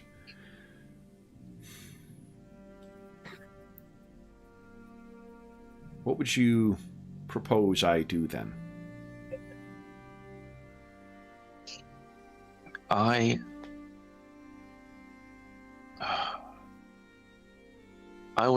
would seek others who will support and, if I may say, guard you in your mission over the next couple of days. I do not think, and I speak as a simple man, that you could or should shroud your light by threats such as these. And I believe that you should continue your work. And I am sure in that case Prios will bless and protect you, but perhaps also one or two of my friends, particularly Inda, and I have another close friend, or a new friend really, Olifos, who... A goblin? May be able to. Yes. Who... most resourceful, I must say, surprisingly so, may be able to assist you in these perhaps difficult few hours. But I'm open to your view. I'm no expert on such matters.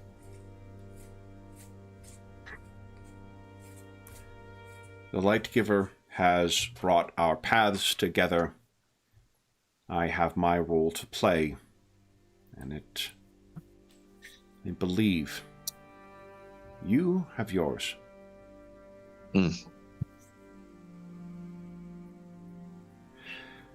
I still have many who are in need of my counsel. I would see that concluded. Perhaps later, you and your companions might visit to discuss what is to be done tomorrow. Yes. I must confess, while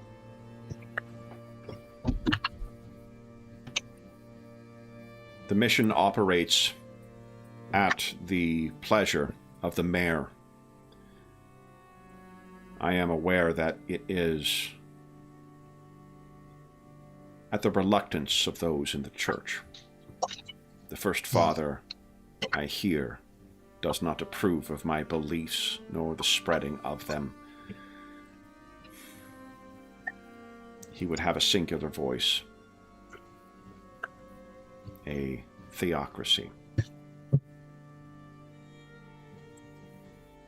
And to that way it lies ruin. But knowing the displeasure of the First Father, there are not many who openly ally themselves with me who are not in need. Hador, your offer of assistance is gratefully accepted. Thank you. I would say to you that I would always prefer to see light in the darkness, for thereby you can also easily see the corruption that may lie within. And with that, I will tip my hat and make my way. He takes your hand as you're leaving, and waiting for you to make eyes contact with him, what he says, always doubt with love in benevolence. I'll look slightly shamefaced at that, as if he's hit a nerve. So, and we'll make my way. Yeah. Okay. We're already past our midway point, guys. Wow. Yeah. Why don't we take our mid-session break right now, and then we'll come back and we'll see what Inder does when he runs back into Hador, and then Olafos will game out what you're doing as you're trying to track down information. Okay. So for those listening at home, we'll be back in about 5 minutes. Right.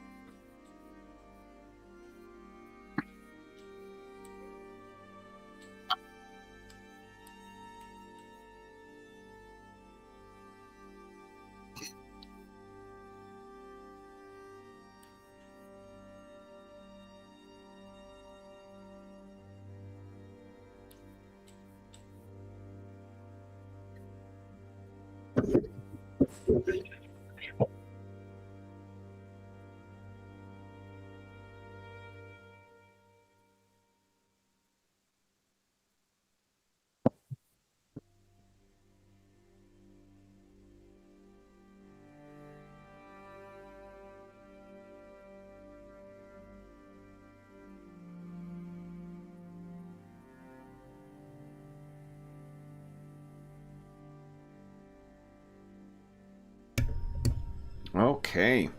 Hey, everybody at home. Hope you're having a wonderful Saturday afternoon or evening, as the case may be. All right. Let me see. Ulafos, who are you going to speak to? Let's see.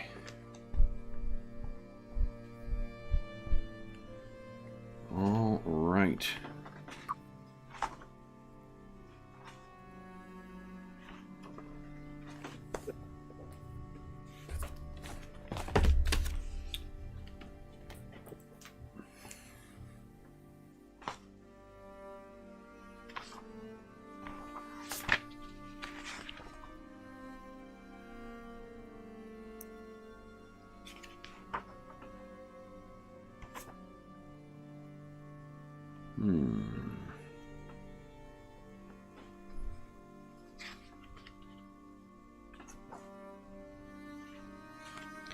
I'd say after spending a lot of time the last couple of days looking at art for Symbaroum, like just so fucking good.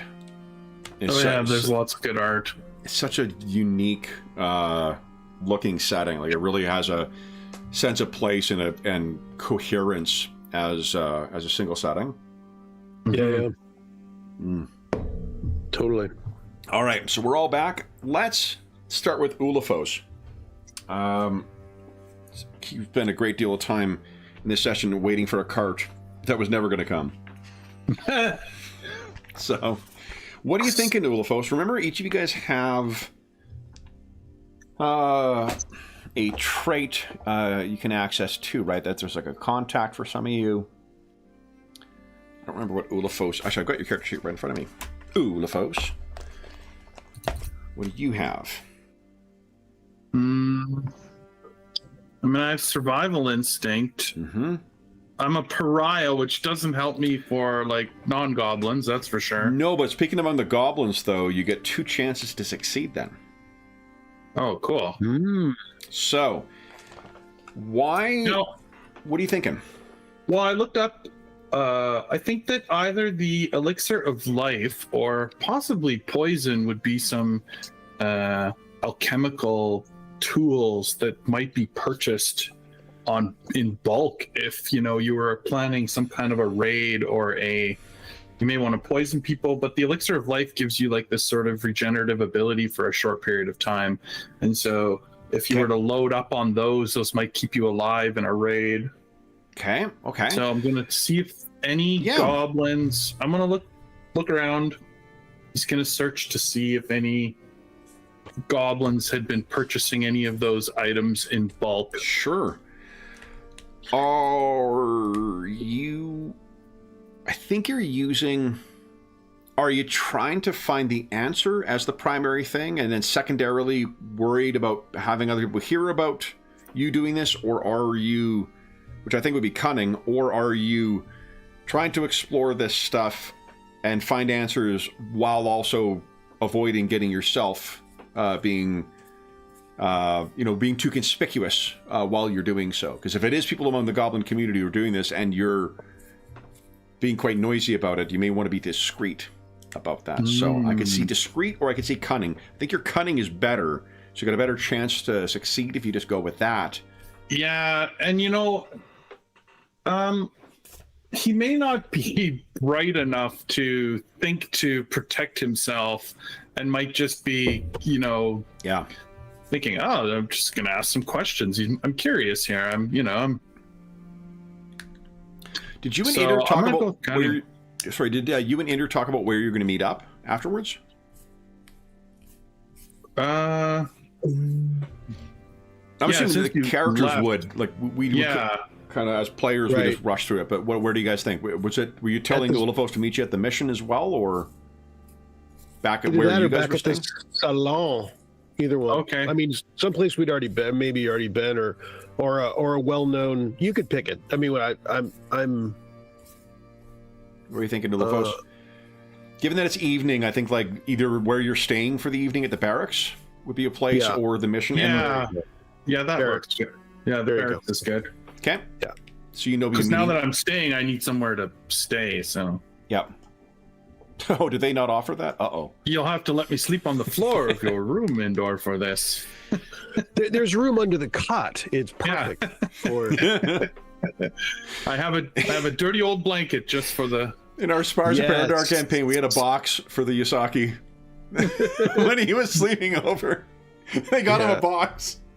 Yeah, his own box. His own box. His own box. Yeah, it was his own box. He could have at To be the foot clear. of someone's bed. So, so Ulafos, why don't you give us two cunning checks? I can't remember if you can roll it with with advantage or edge or whatever. There's a modifier. That's all I see. Oh, that's a good success. Success. Let's see if you can get a crit. See if you roll a nat 1. No. Okay.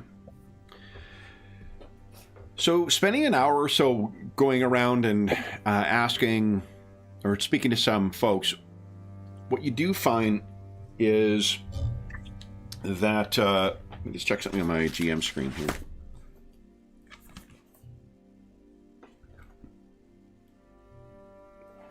Okay.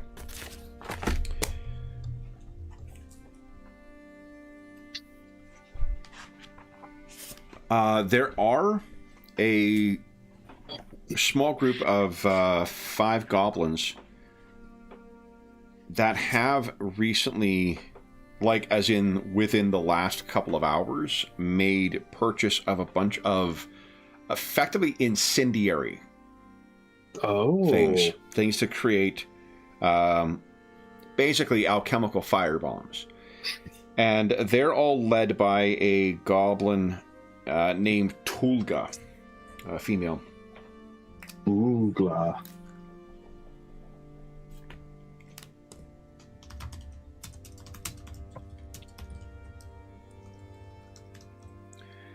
And the other 4 goblins that she was with, definitely with that, you succeeded by 9 on that. So they are definitely troublemakers. They are definitely rough sorts. Like they're the kind of cutthroats that would be hired for this type of job. But yeah, they didn't. Right. Willing to do this. Yeah. Yeah, it's not healing supplies. It's not, some of the things you thought. It's strictly firebombs. Yeah. They're coming in hot. Yeah. Quite literally. Okay. Yeah. Yeah, literally. Yeah. Okay. Wow. So I think then after gaining this information, I would definitely head back to the barracks. I don't want to be out and about asking about Tulga by myself. So Sure. So maybe it's when Inder, you are. I think Hador has likely finished with Sarvola, Father Sarvola, by the time you've been able to, find Ulafos and make your way over. Hador, what was your plan here? Were you planning on just like waiting for Inder to show up, or? I was going to try and seek him out. Okay, so then I think you are quite discreet, aren't you? Like you're sneaky when you need to be. I I am. No, not Not really very. at all. No, no. I waft along. No, I'm a shadow that everyone can see. There's a funny in the Marvel Rivals game. There's a funny little voice line that Moon Knight says when someone's like, "Your costume is all white. Like, how do you hide with that?" And he's like, "I want them to see me." It's presence. That's what it is. Exactly. It's just presence. I want him to know who's coming for them. So then, I think you guys can run into each other however you feel is appropriate. Like if Hador's just watching for an intersection, you could see Ender making his way along, trying not to look like he's running. Yep. Hador. Such haste, Ender. How do you fare? What progress have you made, if any? Good news. I was able to catch Ulifas before he departed the hold. Ah. He is put to task. He is put to Prios' task of seeking information from his kind. I see. And anyone from your order, or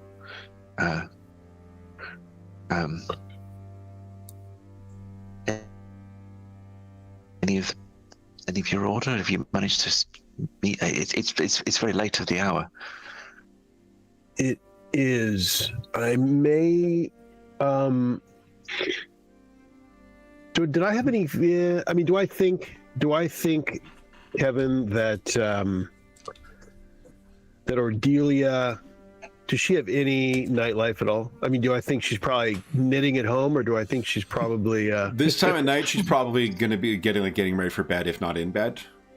Yeah. Whatever the Prios equivalent of matins is, comes early. So I actually don't know if matins is the early hour for clerical hours. I'm just not the only one I know. Yeah, and do I know where she lives? Like, is there? Yeah, it's a Solar Temple or the Sun Temple. Sun Temple. So here's the thing that you would want to consider. Yeah. How do you think this information would be received by people in the church? Mm-hmm. And what do you think they would ask of you, if anything? I mean, I was hoping that our relationship would buffer, that I could bounce it off her. And if she said, you should like keep your mouth shut and leave, then okay, kind of thing. Yeah. That was sort of the hope. Do I think that's true? Does Ender think that our relationship is strong enough that I can I think so. burden her with this? Okay. Yeah, I think so. That definitely would be yeah. And as far as like, while you are not you're not residing at the church or whatnot, you're not wrong that you are a priest of Prios. You are a theurg of Prios. If you come knocking at the door and say something's important, at the very least they're going to listen.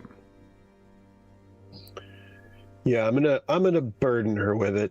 I didn't plan on being loose-lipped about it, but I'm gonna burden her. So, I go to the church door and I say, I have a matter of import. You just met up with Hador, right? Sorry. Let's go to the Sun Temple, Hador. I have not had a chance yet, but your presence is fortuitous. Let us keep my company and let's hasten to the Sun Temple, where I will burden my theurg comrade with this information and beseech her counsel. Very good, and I will recount to you my meeting on the way. Yeah, with perfect. Father Zavola, and I say I don't think he knew who you was, but that's only because you're new. So you did speak to him directly. I spoke to him directly, and I spoke. Well, that is good news, even in of itself. I will tell you, brother. Go ahead. Sorry, go. So he knew me well. No. I just. He didn't? He seemed. Well, no. Actually, he didn't. He didn't seem to have any idea who you were. Fair enough. And what did he reply? Was he open to our counsel? Yes, he was, and Really? I think he seemed heartened that there was a true priest of Prios had received the message. He seemed a good man, from what I could tell. Well, I was a bit, given the late notice, I was a bit concerned that, for example, I would miss Ulifas and that we would not get to speak for some reason to Sarvola and etc. So I am enheartened that we are able to at least endeavor successfully. Yes. And I am hopeful that I can speak to Ardelia and. So on mentioning I believe Ulafos, you do remember, like, shit, he's supposed to meet us at the barracks, and like they're not going to let a random goblin into your room. So I'll say, Hador, since my conversation with Ardelia will be of a private nature, given that she is probably getting ready for bed, you are probably not as helpful there as perhaps scurrying to the barracks where I am supposed to rendezvous with Ulifas, who is perhaps as we speak being explained where the goblin section is.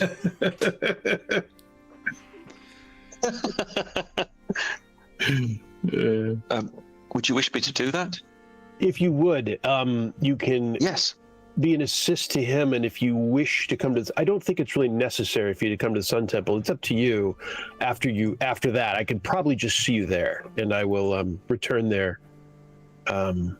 I'll return there when I'm done. I don't think my task will take long, as long as she is. I'm presuming it's a normal night for her. If I'm wrong, then this could be even shorter. But I believe she will be available. You show up and she's sharpening knives for an assassination.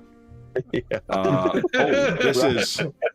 Oof. Oh, I'm sorry. I was just yeah. Or even out of town. Oh, she just left. So hopefully she is available in there, and I don't think it'll take too long, and I will just see you back at the barracks. There's no point in you having to go back to the Sun Temple. Hador, does that sound good to you? Of course. Straight away. Okay. Indeed.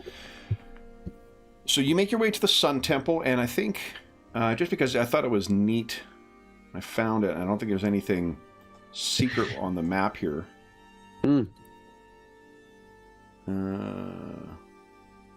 Yeah. This is the Sun Temple, guys. No owlbears that are. Ooh, cool. Isn't that neat? Nice. Okay. Indeed.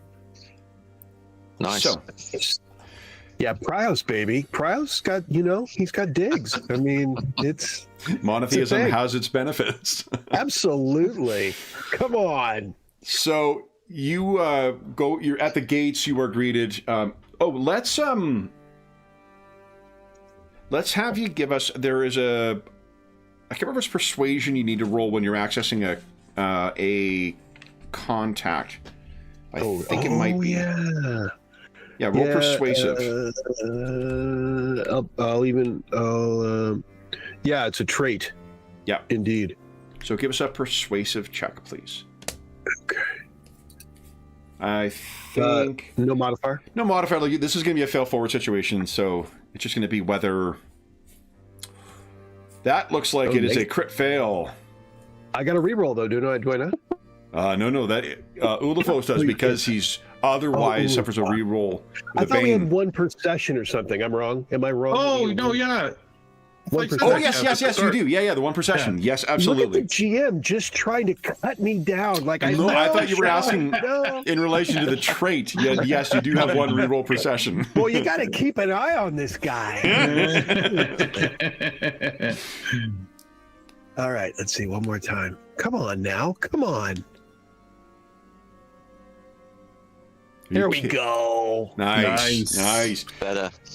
Okay, so you were able to get past the whether it's the sense of urgency or the sense of righteousness that you're carrying yourself with. You are able to talk your way through the through the walls around the Sun Temple into the antechamber, and you would be brought to, I think, then the meeting room with Ophelia when she is finally retrieved and brought down. She is in sort of like casual robes, and her hair is sort of, tied up or as if it's getting ready for evening. And she comes in and, Inder, it's quite late. What is wrong? Are you well? Pardon for the hour. I have, I trust there would be a reason why you would disturb. I have dour tidings. If is there privacy where we are, Kevin? Yes. The wall. Your voice. You want to keep your voice down because it does seem to carry all the way down the hallway there, right? Is there is this the best place for a confidential, to seek your confidential counsel? Whatever you think. She looks at the map. She goes to the wall, like Disneyland. She goes to the wall. Yeah. And looks at the exactly. It's like a mall. There's a freestanding. Yeah, you absolutely. are here. Yeah. Why didn't she bring you to one of the alcoves on the side there? Number 5. Number 5. Those are all alcoves. It looks like. I've always liked number 5. Mm-hmm. So she'll bring you over there. She'll make sure no one is inside. She'll bring you in, close the door, and she says, "What is this? Andrew, you have me quite worried." Well, there is cause for concern, Ordelia. I was headed. Andrew, have you been drinking? What did I drink? Sean's trying to remember. No, you've been drinking quite. Yeah, you guys were all drinking tonight. So. Yes. Ordelia, focus. That's what I say. Listen. So I was headed to my. I was headed to the barracks with one of my comrades, turning in for the evening. And this is one of those where it was easiest just to be there, but there was a child of Prios there on hard times, but most compelling in a message that when he saw my robes, he lit up and was drawn to me, and he swore that he had overheard a message that he needed to unburden to a servant of Prios, which he endeavored to do. And that message, and unnecessarily Indoor looks in both directions in the closed room and says, he told me that Sarvola would be set upon tomorrow and killed by a hooded man, a hooded one named Odaban, when Sarvola was on his way south to do his tasks to the less fortunate. He swore he overheard this in the tents of the unfortunates where they look for substances, and he was stricken with this news and needed to tell someone of the Church of Prios. His state gave one pause, but his countenance was extremely compelling, and I felt that I needed to act. And in so doing, I want to come here and seek I know it's controversial, anything with Sarvola, so I came to seek your wise counsel. Give us a persuasive? No, a vigilant check, please. Vigilant. Yeah, and you're gonna. Oh, that knife in her hand! God damn it! She's gonna take me down. You do know her quite well, though, so I'll give you a +3 to this. Yeah, because I'm so. I mean, as usual, I'm so enthralled with my own story that I'm not particularly vigilant.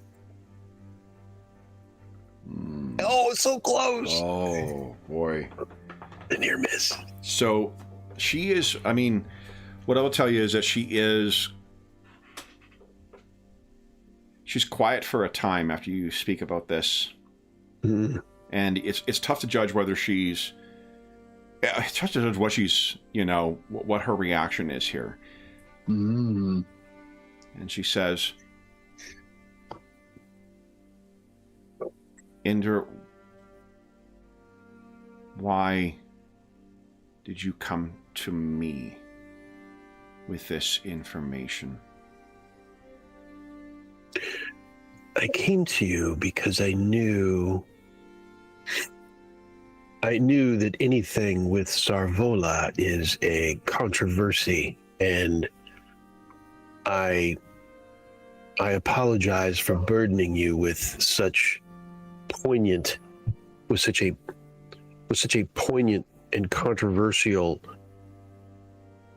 church matter, but I needed your wise counsel of how to proceed. I cannot help but think that the assassination of such a controversial person that my understanding is under the protection of Deceiba the Old would cause an uprising of some sorts.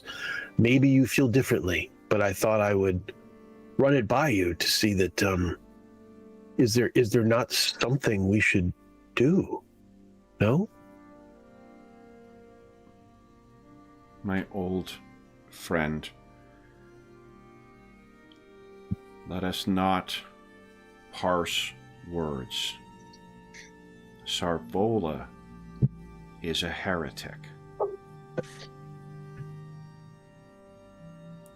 You were concerned with bringing heretical ideas to me. Is that what you are saying, Inder? Well, it is my understanding that there is I don't know what to call it, but a difference of opinion about what to do about this heretic, and between two majestical individuals in our church. And so it would seem that a unapproved, to my knowledge, unless you have received a church memo, I have not. What two majestic people within the church do you refer, or to whom do you refer? The First Father and Deceiba the Old. Maybe I'm mistaken.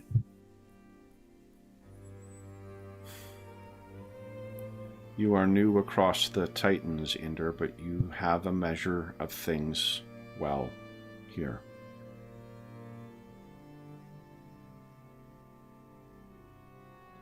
What would you do, Inder, with this information?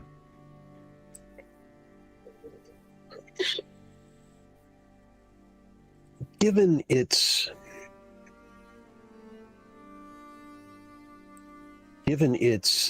seemingly unapproved nature, it seemed like a decision by the church needed to be made about this potential event. And I confess to you, am I certain that it's true? I cannot be, but it seemed compelling enough. Assume that it is, my friend. What would you do?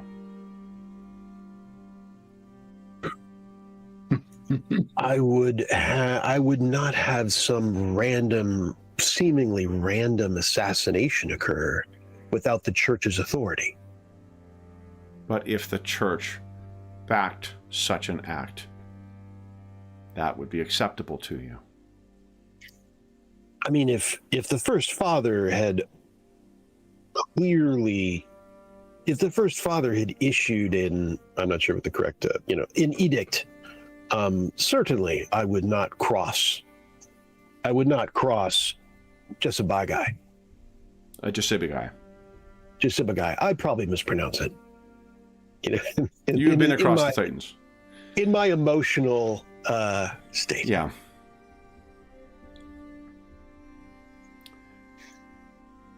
Inder, you can tell that your old friend is deeply disappointed. This is very well.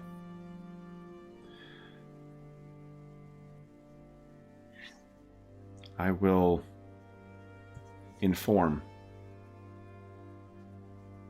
who I feel is in need of this information. I trust that is why you brought it to me. I would say chiefly for your counsel, but more than contacts. But I'm not rejecting anything. She looks at you, and there's a pleading kind of look in her eye. And she says, like she doesn't want to have to say the words kind of thing? Yeah, like, I think more so she doesn't really want to know the answer to the question she's going to ask. In your soul, Ender, is it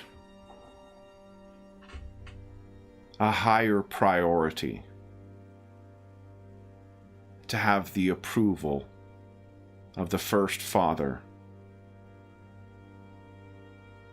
or to do what Prios asks of us?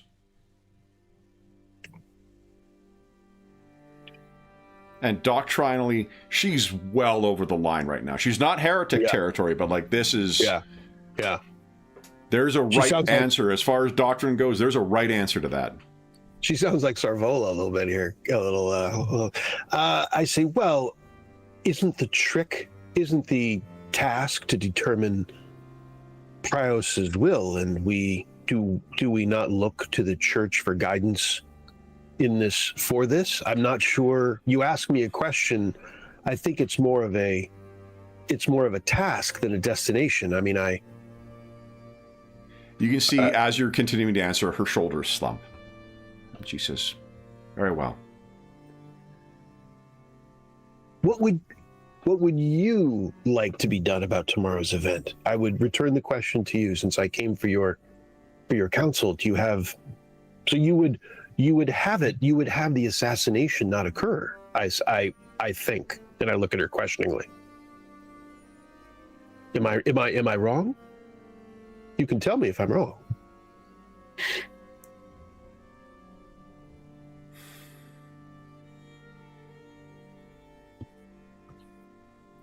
I'm very tired, Ender. It is late. I thank you for thinking of me in this. I'm sure we will speak on this again. I look a little disappointed at the aver, and very well. I apologize again for disturbing you at this late hour. Let me show you out. And she opens the door, leads you along. She will not say anything unless you say anything. No, I just wish you a good night, and Prios' blessing on all of us. That kind of a thing. A typical, like I'll give her the typical Prios greeting and salutation. And as she kind of leads you to the door, you've walked down the path, and as you're getting close to the gate to be let out, you hear her voice once again, and you think she's gone inside. And she says, Ender, the loss of any who give is a loss to us all. Mm-hmm.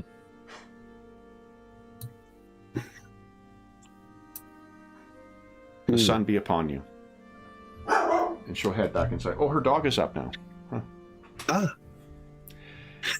So, Ender, what goes through your mind as you're heading your way back to the barracks? I mean, I would say Ender thinks, well, because he was on a bit of a high with Hador's news, because his bar was particularly low at that point. Like, there's a possibility the whole thing just was not going to happen at night. Ulifas was on the road. Hador couldn't, had no success seeing Sarvola. Anyway, and so he was like, okay, the wheels are turning. And so he thinks to himself, this was probably the least successful effort. And he's disappointed because he's not even sure exactly what happened. You know what I mean? He got some sentiments rather than he was looking for something closer to an answer, and he got sentiments. And even though his bar was pretty, he felt like it was modest. Like he didn't expect her to, thrust a staff into the ground and say, "Follow me." It was more along the lines of, I think this is the direction we should go. Like a little more clarity. He's looking for clarity, and he didn't really get that. He got more. He's actually got more questions than answers now, which is not what he was hoping for. Yeah. Why do you think that is? She was very forthcoming with the circumstances, with what her hopes were for you before. Why do you think that's changed?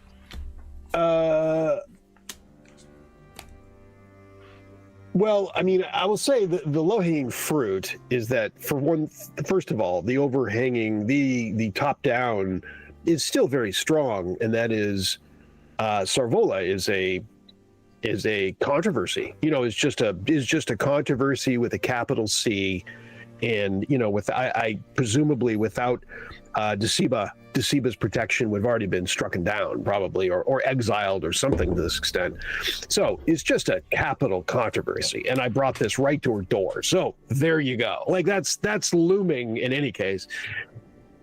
I thought she would, and there was a possibility that she, there's a strong possibility she'd be uncomfortable. I would expect her to be uncomfortable with the whole thing, the subject.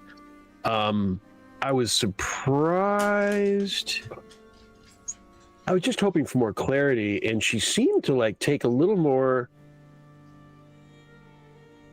I think I was surprised by her disappointment. That was unclear. I'm unclear why she's disappointed. I mean, I'm doing something about it. I am doing something about it. So why? I mean, sure, I'm not rushing around trying to strike down Audubon tonight.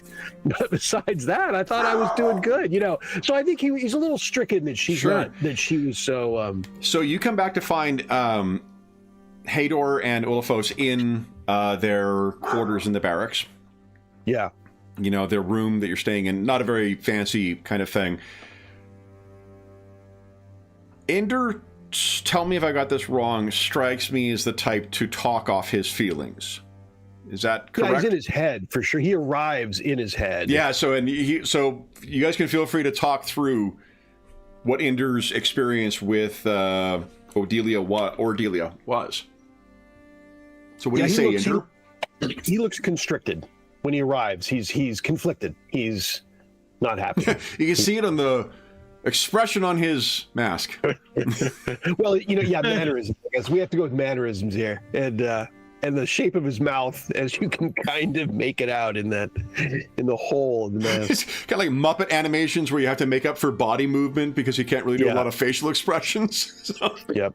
Does he take his mask off in the privacy of the barracks room we have? Good question. I don't really. I mean, I feel like there's actually some. There's not a religious association with wearing the mask. That's more of a conventional thing since the end of the war. Oh, right. It's not a Mandalorian thing. Yeah. When he sleeps or in private, does he take it off? It's from the war, you say, Kevin? It's something. It's because Queen Corinthia now wears a mask everywhere. There is sort of a adoption of that as part of the Church of Prios as well. And I can't remember if Father Sibagai wears one as well. So maybe the current first father. I don't remember offhand. My apologies to those listening at home who may know their... Graham, you know your Symbaroum lore better. Do you remember if that's the case, or... Can't remember. Yeah, I can't remember. But I think it is something that is a relatively recent development. It's not like... Graham says, it's not like the Mandalorians where you need to wear it all the time because it's part of your... Gotcha. Yeah. Is the queen wounded? Is it suspected that the queen was probably wounded? She was held by the Dark Lords. She was saved by Deceba Guy, and the two of them were healed by Deceba the Old. Gotcha. So would it not be... he'd take it off. He'd take it off then, with that being the case. I think he'd take it off when, he's getting ready for... Okay. So you would see the look... tell us what the look is. Like, how would they read this on Ulafos's face, on Inder's face? A little crestfallen, I think. That emotional confusion. Yeah. I mean, I'm doing it. Like, what is her? And she wouldn't, and I'm asking, like, so what is it? And she's like, oh, Inder. I'm like, say it. Like, what so just this. So you're probably hearing a stream of consciousness. That's exactly what you're hearing. And conflicted. I got little, my friends. I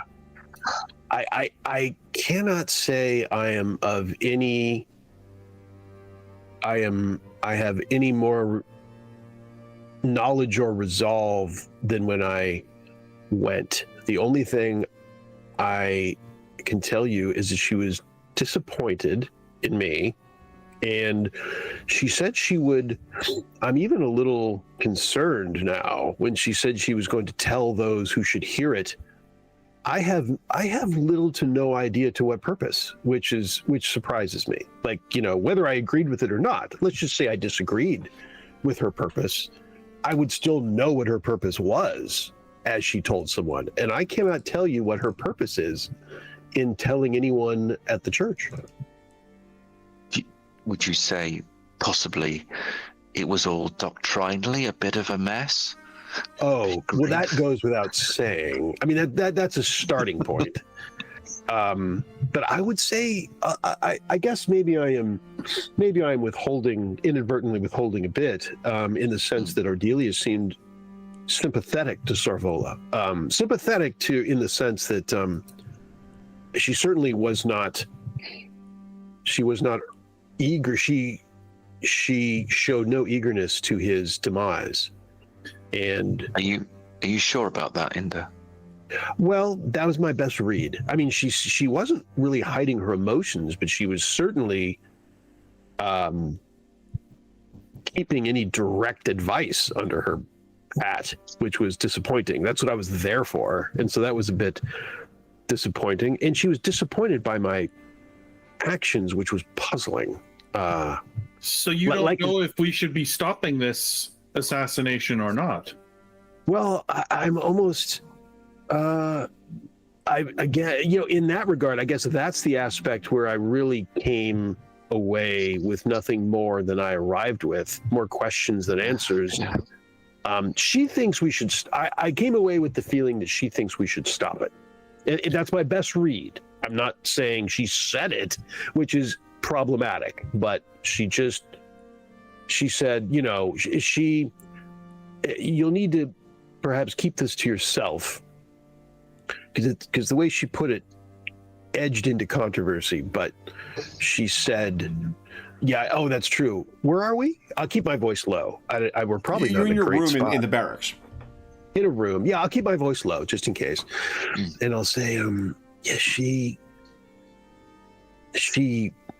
questionably separated good judgment of the church with the first father. That, if the first father wished, she said, let's assume that what this downtrodden man said is true. She had no problem, by the way, making that assumption. She at no point gave me some indication that was nonsense, that it sounded crazy and go to bed and stop worrying me with such nonsense. That was not at all what her reaction.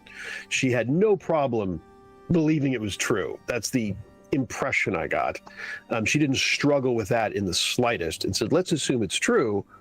And then I told her, she said, would it make any difference if you knew the church had approved it? And I said, well, if the first father had openly indicted the man and sanctioned him as such, I surely would not contest a instruction from the highest authority of our church. And that's when her disappointment truly landed, and said, shouldn't we be following what Prios would want? Something to the effect of, shouldn't we be seeking what Prios wants, irrespective of the first father, which is, and I look both directions, is not something to repeat. That is not going to get you anywhere in the sun god, in the church of the sun god. Aren't they the same thing? Well, you're there. You've arrived, Hador. So I need not offer you any more. You've just arrived. Yes. Yes. The answer is yes. If anyone asks you outside of this room, the answer is yes. Right. Well, I can tell you that from the information I gathered, something is happening. The goblin ringleader Tulga and her men were purchasing large amounts of incendiary alchemical weapons.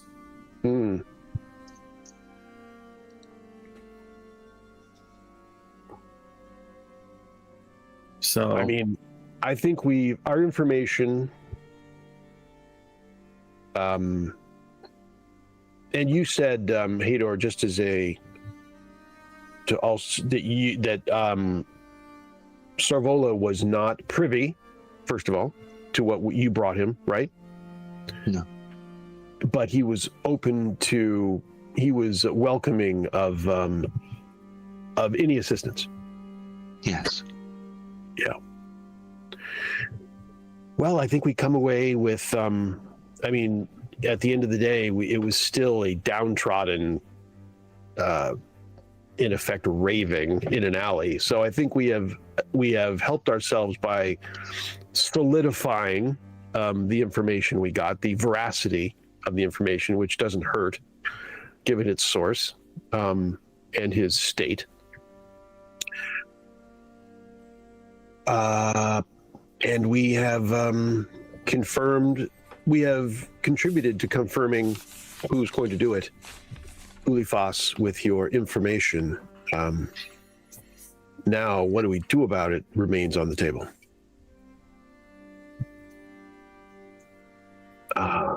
Any thoughts?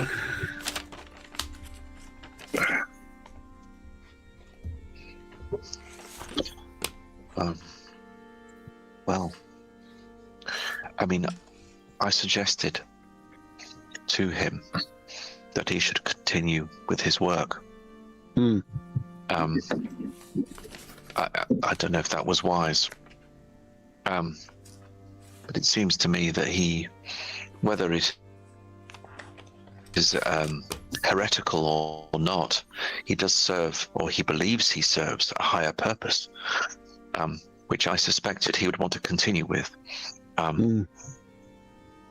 My feeling is that, should we not form a vigil and help to protect him?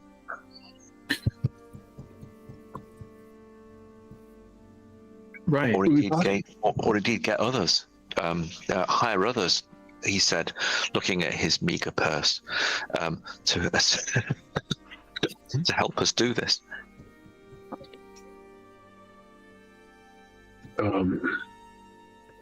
Indeed.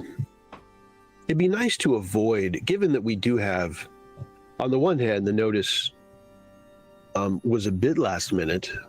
The information was a bit last minute. On the other hand, it seems like it's in time. It'd be nice to avoid it altogether rather than a last stand on a corner somewhere. It'd be nice if we could avoid it. I don't know if... By avoid, Inder, do you mean prevent? Yeah, prevent it by not being on the X would be nice. If there's any possibility of it, rather than just striding into the trap and fighting our way out, is not particularly attractive.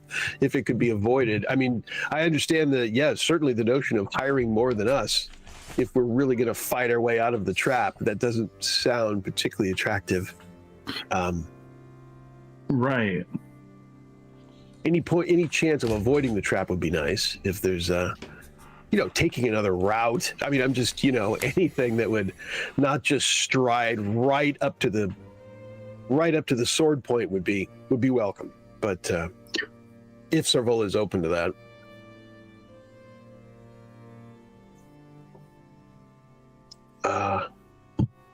Who did Sarvola go with? Do we know, Hador? Or Kevin, did we hear? Does he go with anyone? Do we know? A collection of followers and with his ward, Elwyn.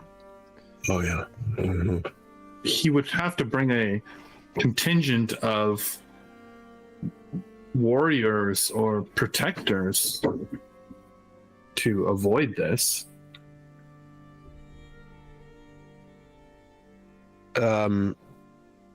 Yeah.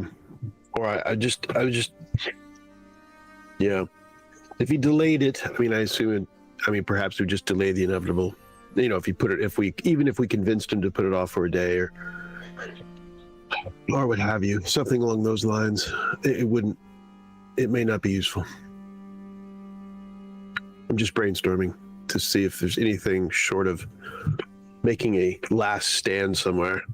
Well, there are options.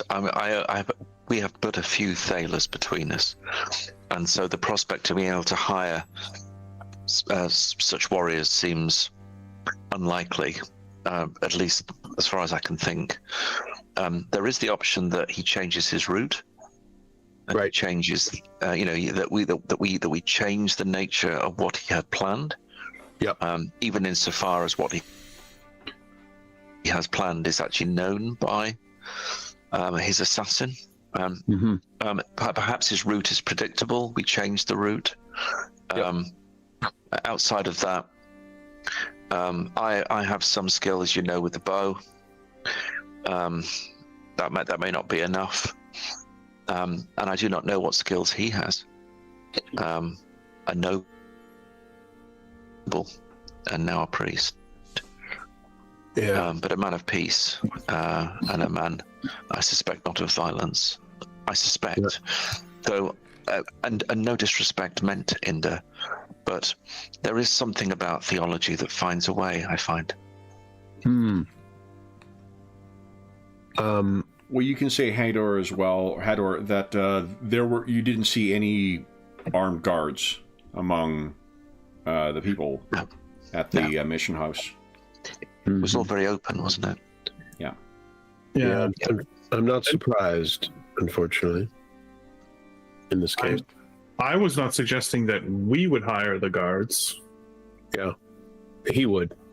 Yeah. Understood. That likelihood seems slim, but remote now. Yeah. Does he not fear death? Oh, that's a good Hador, question. this might be the thing that occurs to you as well, but, there's a material difference between a heretic who is helping out the poor and a heretic who is helping out the poor and arming up. Right. And what was he doing? He wasn't arming up, right? No, not at all. Yeah. No. And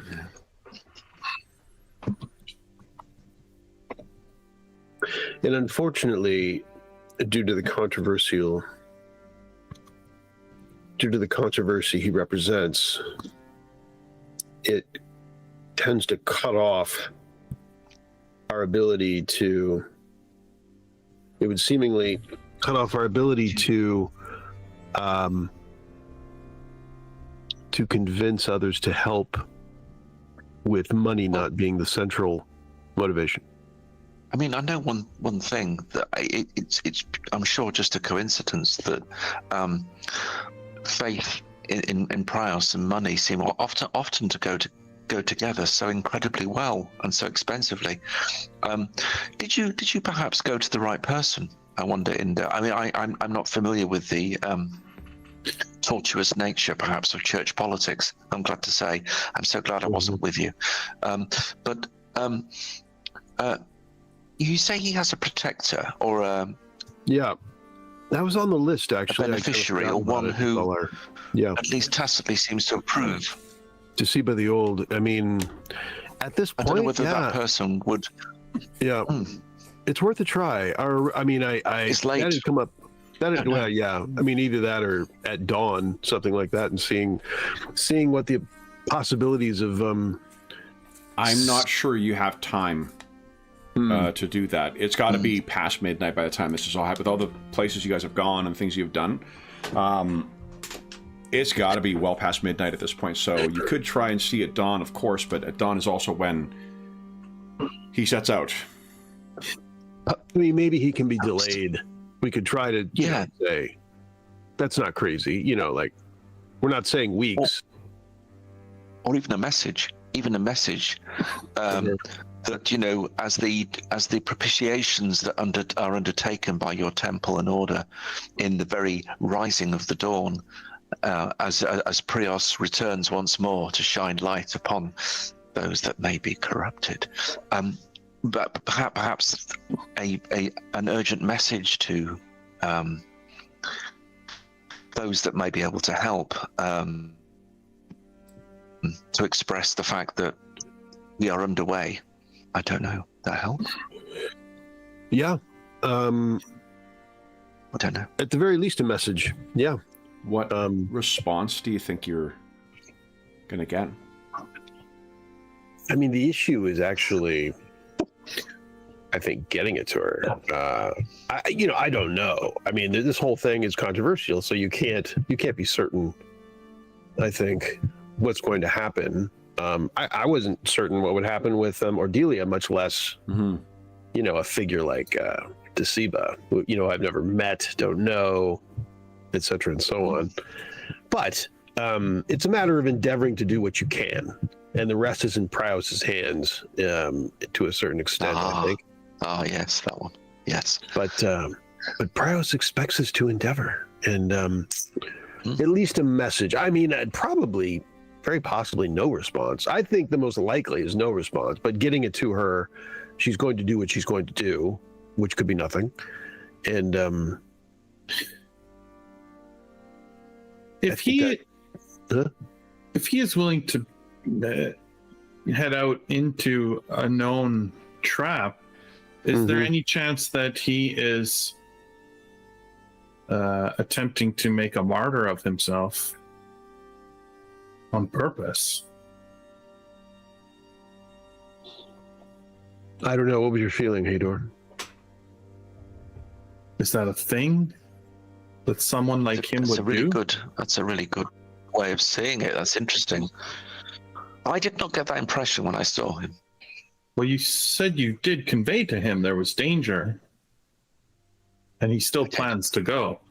But he was open to assistance, which does suggest wanting to survive at some level, rather than saying, thank you for the message and moving on. I mean, despite his heresy, perhaps your words that inevitably and ultimately this will be in the hands of Prios is something that he would agree with. So he believes that either his God will save him or this is where he is meant to be taken. But he was open to assistance too, which still strikes me as... Unless... He's not wandering into the lion's den and saying, don't bother me, this is fate. He said, yeah, I'm...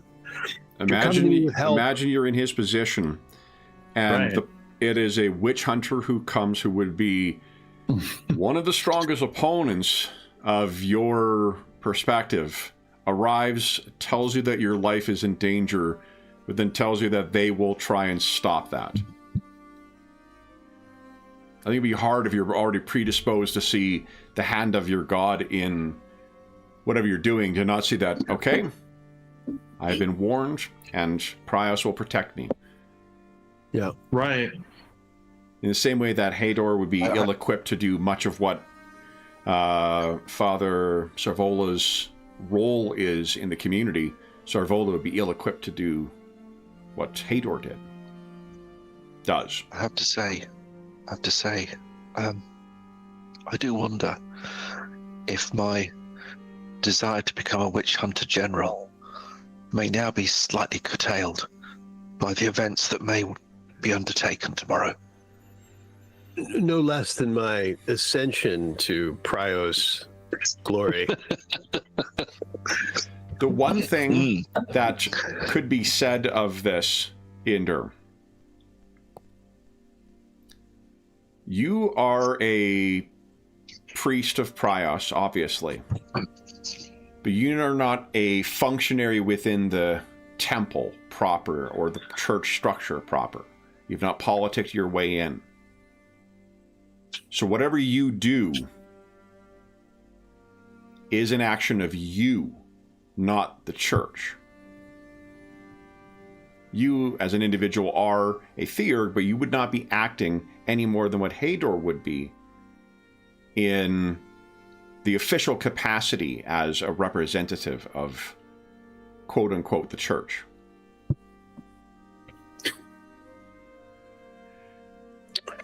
In a way, you have some, or rather the church has some plausible deniability with respect to whatever you intend on doing. Mm. I mean, I think that, and that goes with what Hador just said, that, I mean, at what cost to me, with my relationship with the church, I mean, if they're going to take that deniability, they would be possibly denouncing me, so that's the issue there with them. It's not great, so if that would be the case. Worth mentioning too, that I got she really gave me no impression, or Delia gave me no impression that she said she would communicate the news to who she thinks should hear it because I asked, but she certainly gave no impression that would lead to anything. Like, she didn't say, I've got, there was no part of that I've got this. Kind of like, oh, I know who to get this to. There was nothing of that. She was just... Why do you think she gave that answer? Probably because they already know. I mean, I guess. Like, something, it could be along the lines of they already know.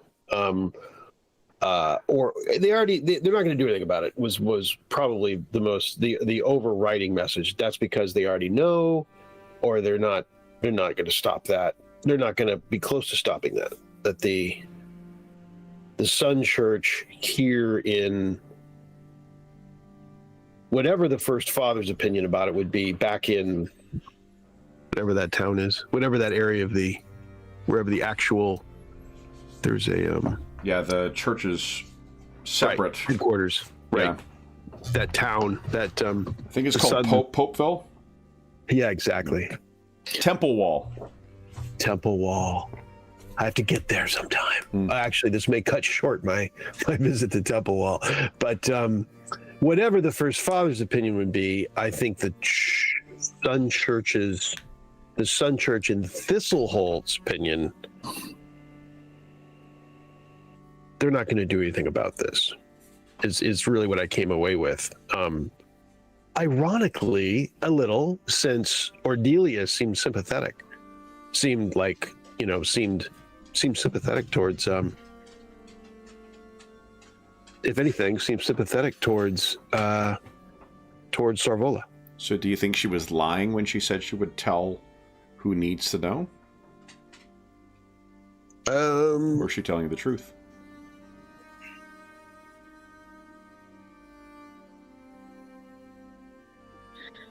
I think she's probably telling the truth, but I think she was telling me her truth.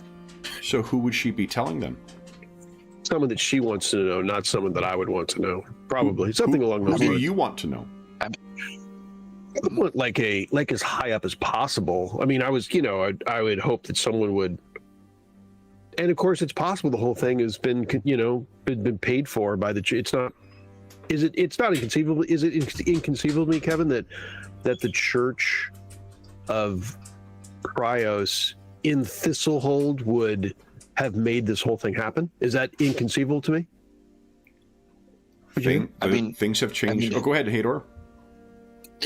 I was going to say, when you said those that need to know, and a darkness sort of washes over Hador's face as he looks at you. I mean, there are certain parties who absolutely do need to know, aren't they? I mean, there are some that are about to act who might need to know. Yeah, meaning that she would tell the assassin, you mean? Yeah, it's not. Actually, though, well, however, that conflicts with her being disappointed. This game's amazing. That conflicts with that I wouldn't act on my concerns that Servola would be killed without proper, without it being a full open decision, with the full power of the church. Like, this has been considered, tried, convicted, indicted. He's gone. I told her I would not contest that. But that's not this. This is like in a dark alley kind of thing. This is like bandits. This is someone paid for an assassination. And that's tried to how that was my approach to her, really. And she seemed disappointed that I wouldn't just act rather than I'm doing this with her. Why am I not doing the right thing? And if with that, why would she tell the assassins? Like, that would be more, you know what I mean? Like, it doesn't seem to match with that.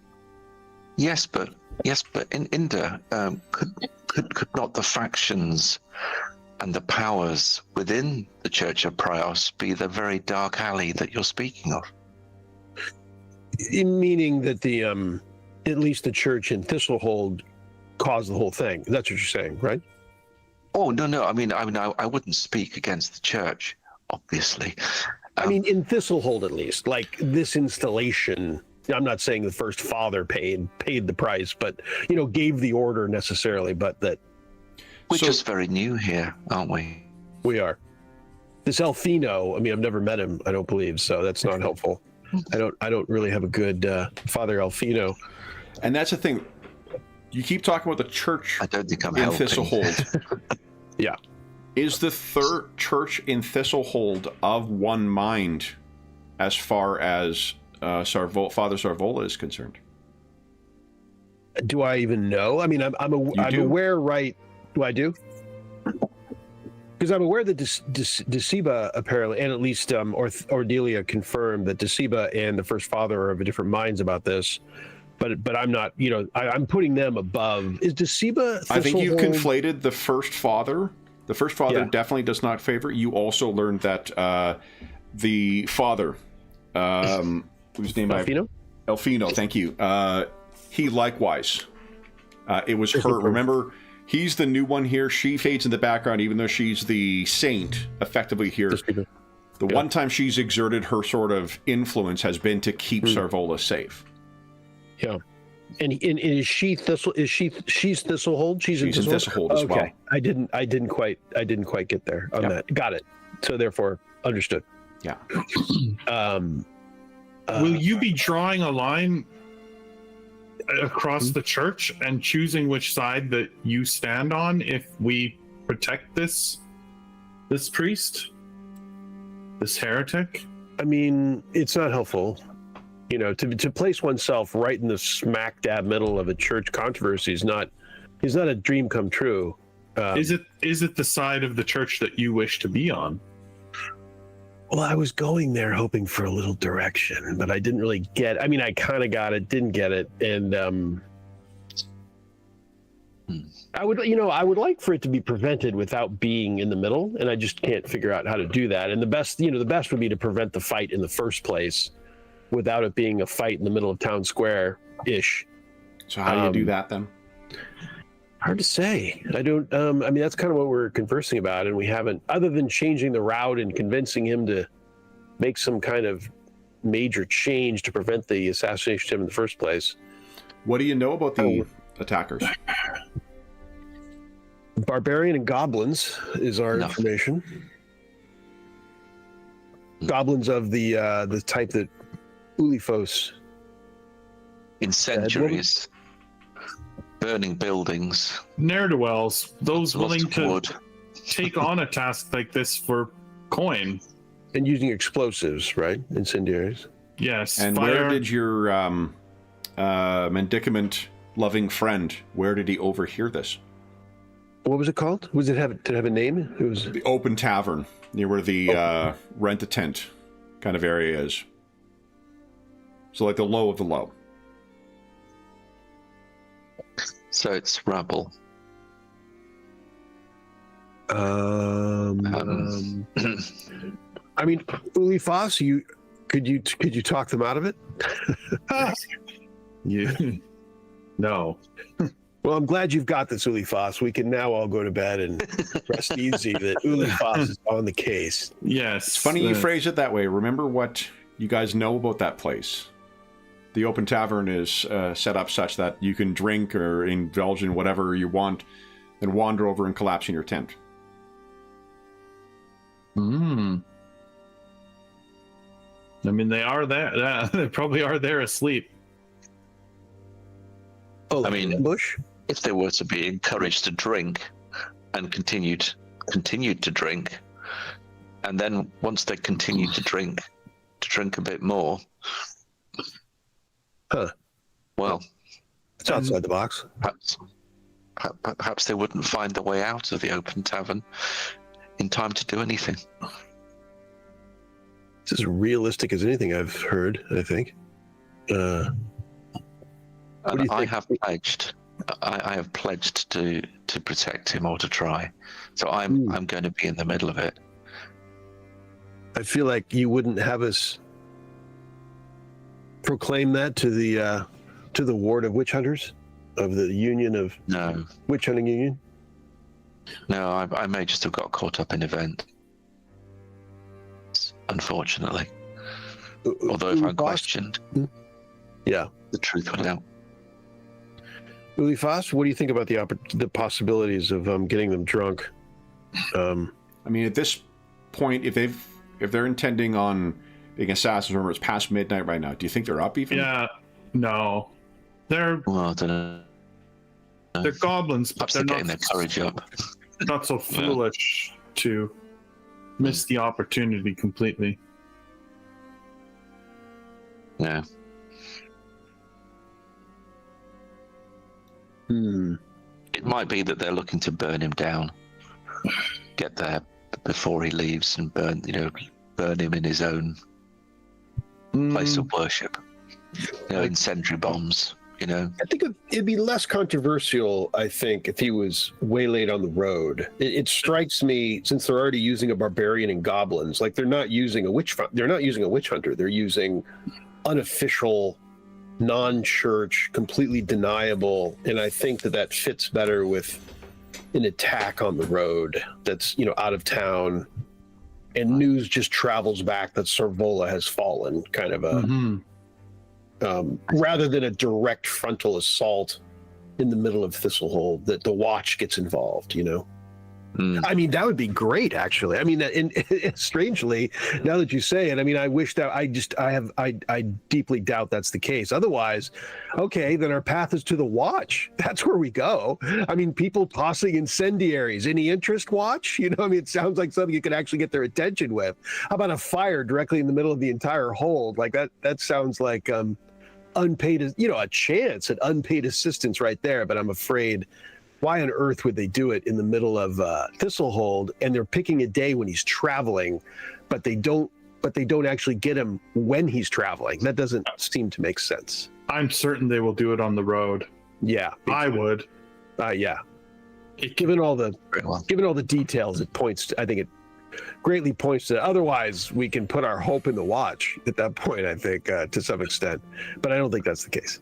I think they want it to look like it could be a bandit attack gone wrong. Right. Yep. Well, what are you guys doing then?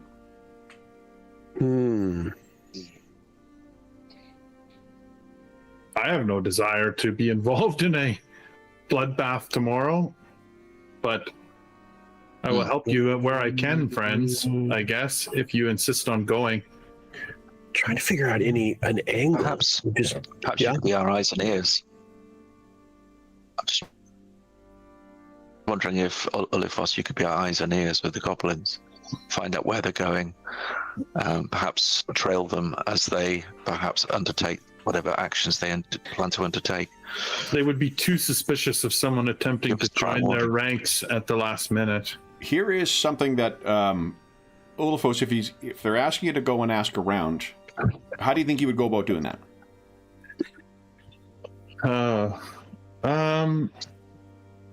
I mean, I'd have to be sneaky this time, because now I know who it is, and I don't want it coming back to me.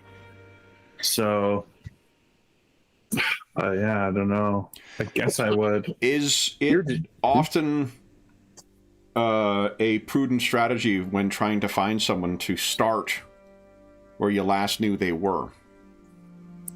Yeah, I mean that's what I was gonna say. Like I could go to that tent village or whatever and see if there's anyone to talk to there. But Go now or go later?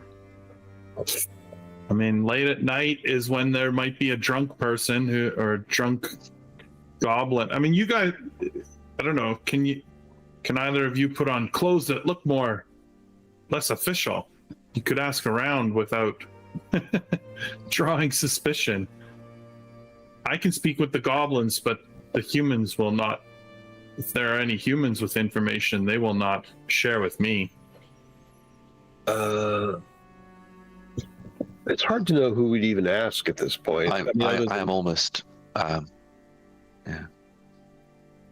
Well, possibly someone who has imbibed too much at the tavern.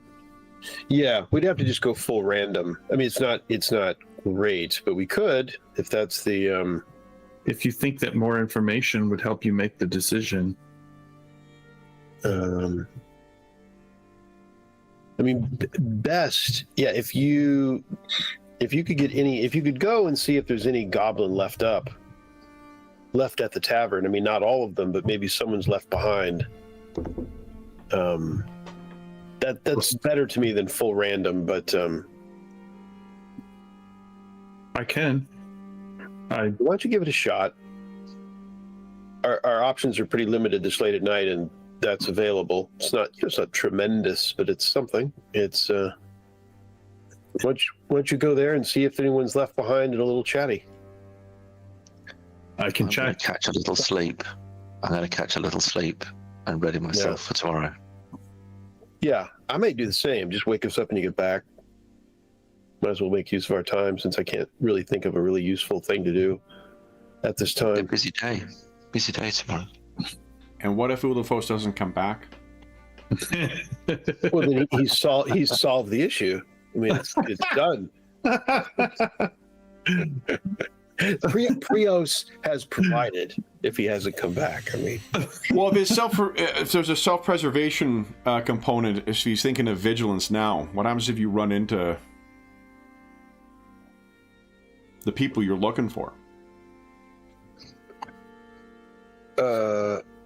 Ulafos. Yeah, I mean, I do have. Would I recognize? I wouldn't necessarily recognize any of the bandits. No, I think it's I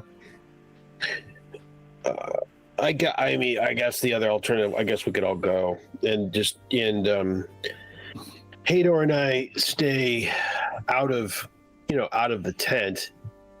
But it's a ne'er-do-well place, so we probably wouldn't. Well, I kind of would be, but Hador less so. I mean, staying in I'm the not. vicinity. I'm not sure what information you're hoping for at this point. I believe the attack is real, and Right. It would. I don't know what it would be. Yeah, numbers and more details of the numbers and location, but that's not. It's okay, but it's not. Where they're starting from, what they plan. Yeah. yeah. It'd be Where okay. the strike will be. It's not terrible. I don't think it'd be breathtaking. I mean, it wouldn't change the facts on the ground, but No. it would be helpful. It'd be modestly helpful, but not game Sorry, changing. what would be modestly helpful? To know the actual details, there'll be a dozen goblins throwing from this hill. I mean, if that was available, I'm just making this up, of course. That they're going to strike 2 hours into the journey. I mean, that stuff would be modestly let me ask helpful, you but this, not guys. game-changing. Hold on. We've been dancing around. What are you doing? Well, that's it. It's not game-changing because it isn't. It would be. You're not answering my question. What They are you want doing? me to go and ask around Okay. if there's any goblins there. But Sean's saying that the information would not be helpful for. So what I'd like to understand is, what are you guys planning on doing then? When you get your sleep, when you get up tomorrow morning, what are you doing? Well, I'm going to go to be by his side Okay. and be eyes and ears and have a bow, my bow and sword ready. Okay. And if goblins turn up, they're gonna get my arrows. Well, then I'd like to be well rested for that. What do I that's think the is best my? thing for us to do. What do I think is my possibility of getting a message to Deceiba? Do I have any guesses? I mean, at this point, in the morning. in the morning, again, like the morning is when he leaves. So, is there a chance of you getting a message to her before the morning? No. You could have potentially followed up with her. So then what you would want to be doing before bed is talking to him to see if you're going to delay. You did, Hador did say he was going to meet with him before bed, but it's past midnight now. You guys have not gone back to see him, so he may not be expecting you tomorrow. You could try and go late now to speak to her, but as far as getting a message before dawn, unlikely. What would the message say? It would basically just say, informing her of exactly what happened. You know, that we were met. I, as a priest of Therg, recently arrived. You know, a very brief introduction. Arrived across the Titans, have arrived in town, and was found a locals unburden themselves of something they overheard.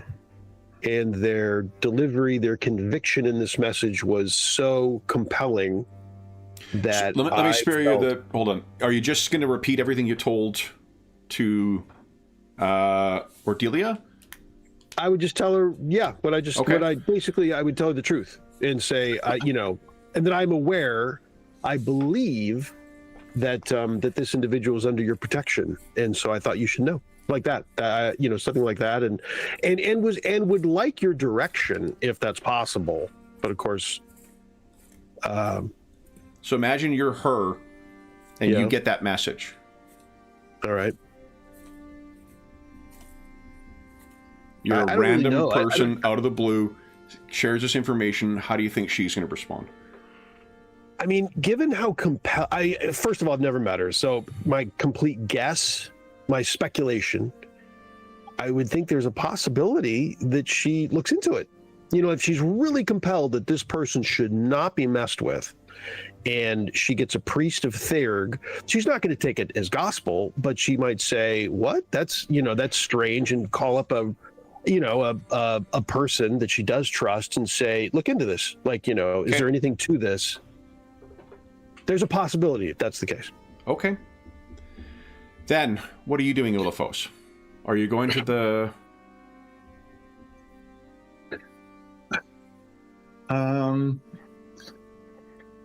No, I think that I'm just going to go to bed. I don't think that there's any...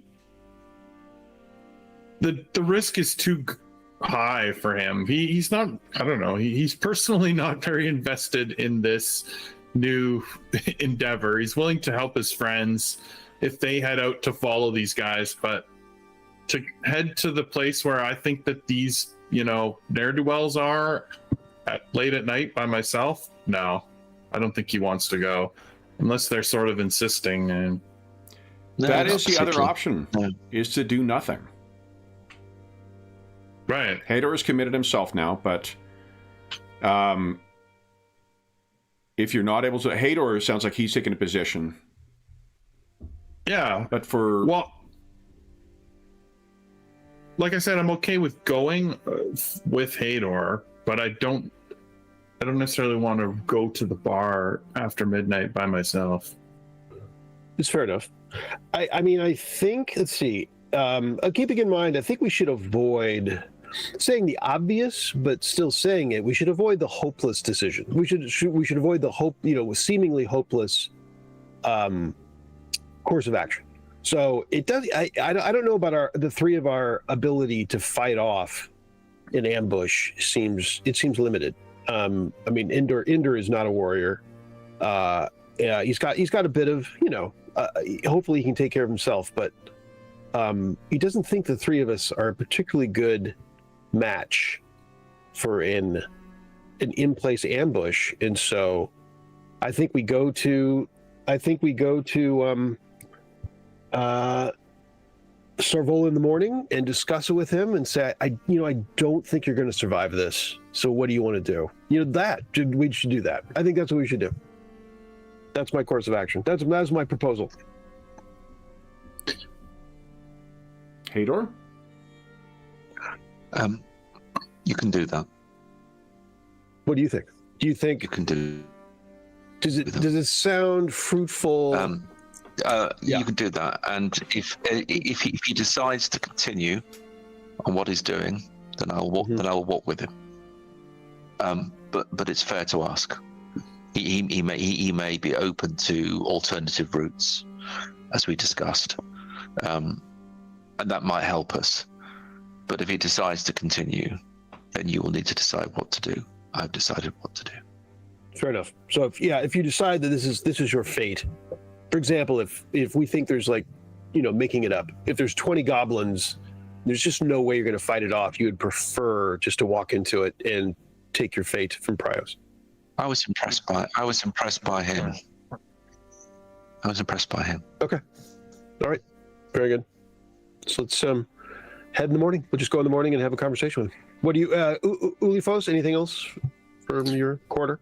No, I think that's a great course of action. If we can avoid the incident, it seems most prudent.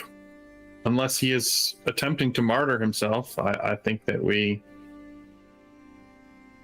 warn him that the threat is real and make a decision from there. Right. And we have more information to add to give him, meaning we're more compelled than ever. We're more convinced than ever this is real. So you can very well be going to your death. And does that meet your needs? Does that meet what you think Prios has in store for you as you go to help others, which you won't be doing if you're dead? So there it is. Give that message in the morning and see what happens. Worth a try. Mm-hmm.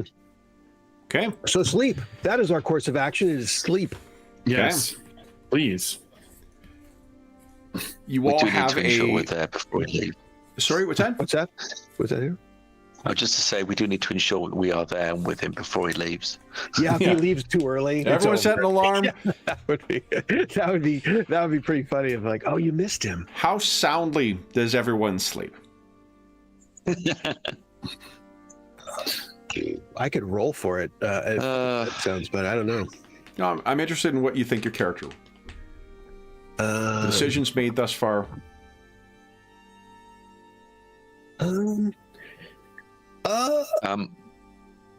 I think Hador's smartwatch would tell him that his sleep would be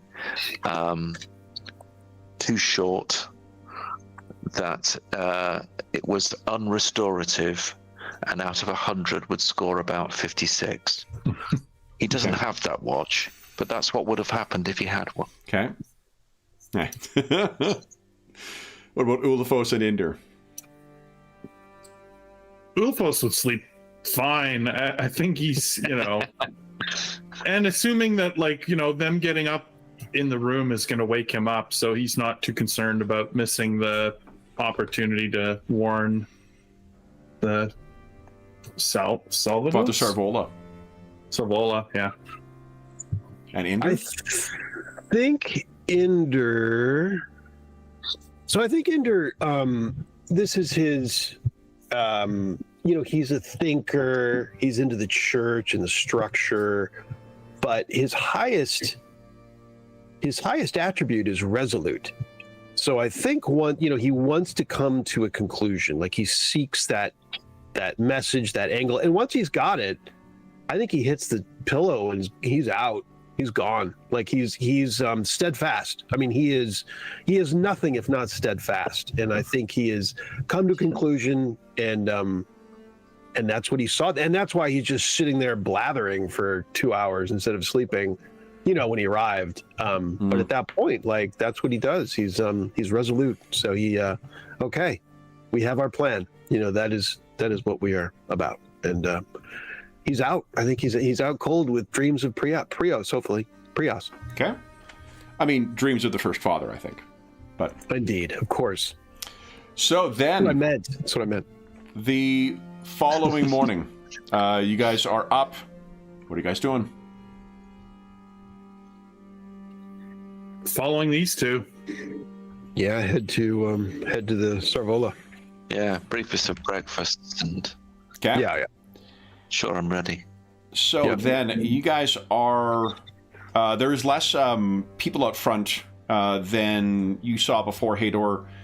But if you knock on the door, one of the people who answers sees you and then sees the priest with you and kind of gives a look at the priest and then at you like, what's going on here? Is he not here? Father Sarvola is here. And they keep looking at the priest because it's you having a priest in tow is a thing that's a little... I know. It's fine. It's fine. Come in. I am here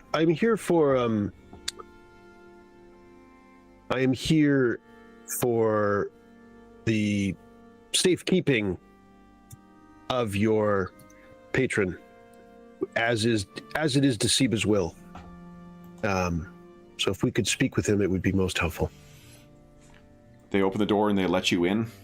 And you can hear there's a sound of people working in the back. It sounds like they're getting things ready. It sounds like chopping. Like there's Ulafos. If you've worked alongside your mother at any point, been near a busier kitchen, that's what's going on. They're getting things ready to transport to the soup kitchen. Right.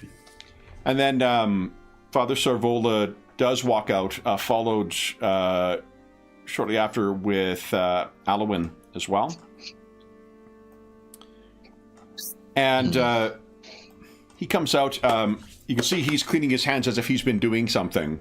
There's a rag in his hand. And he says, Brother Hador, I take these are your... This must be Ulafos? Yes. Light of the lawgiver... light of the light giver. Life giver upon you, my little friend. And... Thank you. This must be... Inder is my name. Brother Inder. Well met. We expect you last evening, Brother Hador, but with the coming of the dawn, you come well equipped. I take you still believe what you told me last eve to be true? We do. I would leave you in the counsel of my friend here, Brother Inder, regarding your routes and the progress for the day. I would like to just keep a vigil while that discussion is underway, if you'll forgive me. And I'll sort of take my bow off my back, place it in my left hand, and readjust the quiver of my arrows so that they're loose, and head out to do a sort of a vigil around the property. It's like the longbow equivalent of like racking around in the shotgun. Exactly. I kind of got this sort of. Yeah. Exactly. Yeah. All right, and then Inder. He turns to you, Brother Inder. So, yes, Father Sarvola, our efforts last night only served to strengthen our belief of what Hador shared with you prior, that there is every indication that a effort to kill you will happen on the road that you will soon start down. It will be done by primarily a barbarian by the name of Audubon and an unknown number of goblins who have probably are going to be using incendiary alchemicals in support of that barbarian. It will be an ambush of sorts. And I will tell you candidly, looking over at Hador's back, maybe as he goes out the door, and down at Ulifos, that we are not a as you maybe can tell, we are not exactly mercenaries in this regard. I am not a warrior myself. Prios, as you will agree, looks after his own, but we are much less useful in fighting off an ambush. I don't know if this is survivable, Father Sarvola. It is worthy to put it on the table that you and whoever goes with you may perish today. And I don't know if we can change that. I don't know if our presence would change that. What do you say to that? If you are asking to depart, Brother Inder, you have no obligation here. We cannot. Is it possible to convince you to make some change, not to walk into a trap? From what Brother Hador said, I understand that you lived long in Alberator before coming here. Yes. So you have seen the dark. Yes. I trust since you are still standing here, you did not flee from it when you saw it coming. I didn't, though prudence dictated when I left. Alberator was a lost land. Did you know that I walked the Davokar for more than a decade? I had caught some wind of it, but I don't know much about it. I don't know much about that. Prios saw me safely through that. Hmm. And in Prios's hand, he has brought me, looks over at Hador's back, not simply one, but two who have concern enough for my fate that they would come and try and avert that danger. Prios is with me, brother, and you. Mm-hmm. Mm-hmm. I have faith in a light. I have faith in the light giver. And I have faith in my fellow faithful. I see. Understood. He claps you on the hand. We are serving turnip soup today, brother. Will you join us? There is always hungry mouths, and extra hands are always welcome. I will probably take some soup. I will. I'm going to look out after Hador for a moment. But I anticipate joining you momentarily. He steps forward. One who has survived the haunted waste. It will take more than the aims of a few grubby assassins to thwart Prios's will. And he turns back and heads to the kitchen. Come, Alwyn, still work to do. And you can feel the look of this little 6-year-old on you, Inder, and he's got a beatific smile on his face. Not sinister. He seems very pleased. Give him a nod. He nods back to you. And then, friendly nod is kind of precluded by the mask, but I'll give him a nod. Yeah. Muppet nod. Yeah. Okay. Use his imagination. I'll look at Ulifas and nod with him to let's go out and Hador, what are you doing right now? So, I take the twig and place it in the band of my hat, and with that, I will do a perimeter tour of the building, watching the streets, looking at the roofs for wily assassins. And I think I shall continue with that vigil. I think Inder's going to catch you just before you step away, because there wasn't a very long conversation between him and Father Sarvola. And I think it sounds like he may want to have something to say to you before you commence your task. Inder. So, Hador, yeah, indeed, Sarvola is committed to the journey without... Resolute? Yes, indeed. Resolute without modification. I was right. He attempts to martyr himself. I'm not going to argue with the goblin in this basic, very reasonable, actually. I mean, whether correct or not, very reasonable. Yes, I guess. I don't know if there's anything else left to do other than to go or not go. And I know you are committed to going, right, Hador?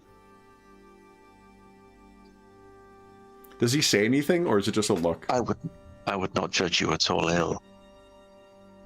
He just looks. He just sort of touches the twig on it. Do I know what that twig is, or is it just sort of an oddity? No, you've got no idea. It's like an affectation that he's had since he's returned. He gives me a strange look and touches a strange twig in his head, like I know what that is. I'll be like, well, okay. I would not judge you ill if you did not. If you decided not to. Oh, good. Let's not go, Indoor. Indoor thinks it must be a witchfinder thing, the twig, and overlooks it. And well, boss. So I suppose. Do we put our hands do we put ourselves in Prowse's hands?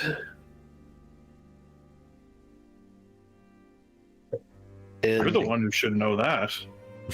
I think Olifos is going to outlive us all. Yeah, seriously, those two fools. I like them. Don't get me wrong, but Hador, would you kindly give us a vigilant check, please, at -1? I think Hador is the only one who hasn't used his reroll. Nat 1, baby. How about that? God, there you go. Delivering. So while Ender is waiting to give you a response, Hador, you spy a goblin lookout. And guys, that is where we're going to have to leave our session until next month. So well, let me bring us back to our main page here. And for those listening at home, thank you so much for joining us for Chapter 2 of our Symbaroum mini campaign that we're playing to celebrate the 10th year of the Dungeon Musings YouTube channel. As is always the case, if you have any comments, questions, or concerns regarding the session, the campaign, or the game we're playing, please don't hesitate to leave a comment in the comment section down below, and I'll endeavor to reply in a timely fashion. There's also a link down below to the Dungeon Musings Discord server where all of us are active, and we have channels there dedicated to this game, this campaign, and... Oh, wait, no, we don't have for this game. We don't have for Symbaroum. We have an assorted games channel where we have... talk about Symbaroum. There's also GM discussion, virtual tabletop chat, find a group. There's a terrific, helpful, knowledgeable, and friendly community over there, and you are more than welcome to join us. There's also a link down below to our friends at Noble Knight Games. We normally have a discount code for you there. Noble Knight Games is the preeminent unionized retailer of hard-to-find and out-of-print RPGs in North America. Not only do they have an incredible selection of new role-playing games, board games, and card games, they have an unmatched selection of hard-to-find and out-of-print RPGs. We do not have a current discount code for them, but we'll have one shortly. So if you're listening to this after October 18, 2025, we should have a current discount code listed in the description of one of our updated videos, but if the discount code here will not function. If they don't have something in stock that you're looking for, you can put it on a want list. They'll send you an email when it comes in, and if you make a purchase, check one of our more recent videos of $10 or more through the website, and we'll have the discount code there. The last thing I will say is an enormous thank you to our stalwart treasure hunters. So, Jeffrey, Graham, and Sean, thank you so much for playing today, guys. Congratulations on suffering through the tribulations of faith. So... We'll be back in 4 weeks' time for part 3 of this adventure. But until then, we hope that we gave you a few hours to take your mind off the troubles of our world and think about the troubles that our treasure hunters are encountering as they are simply trying to make their way in the thriving community of Thistlehold. And until we see you again, stay safe, stay healthy, and happy gaming.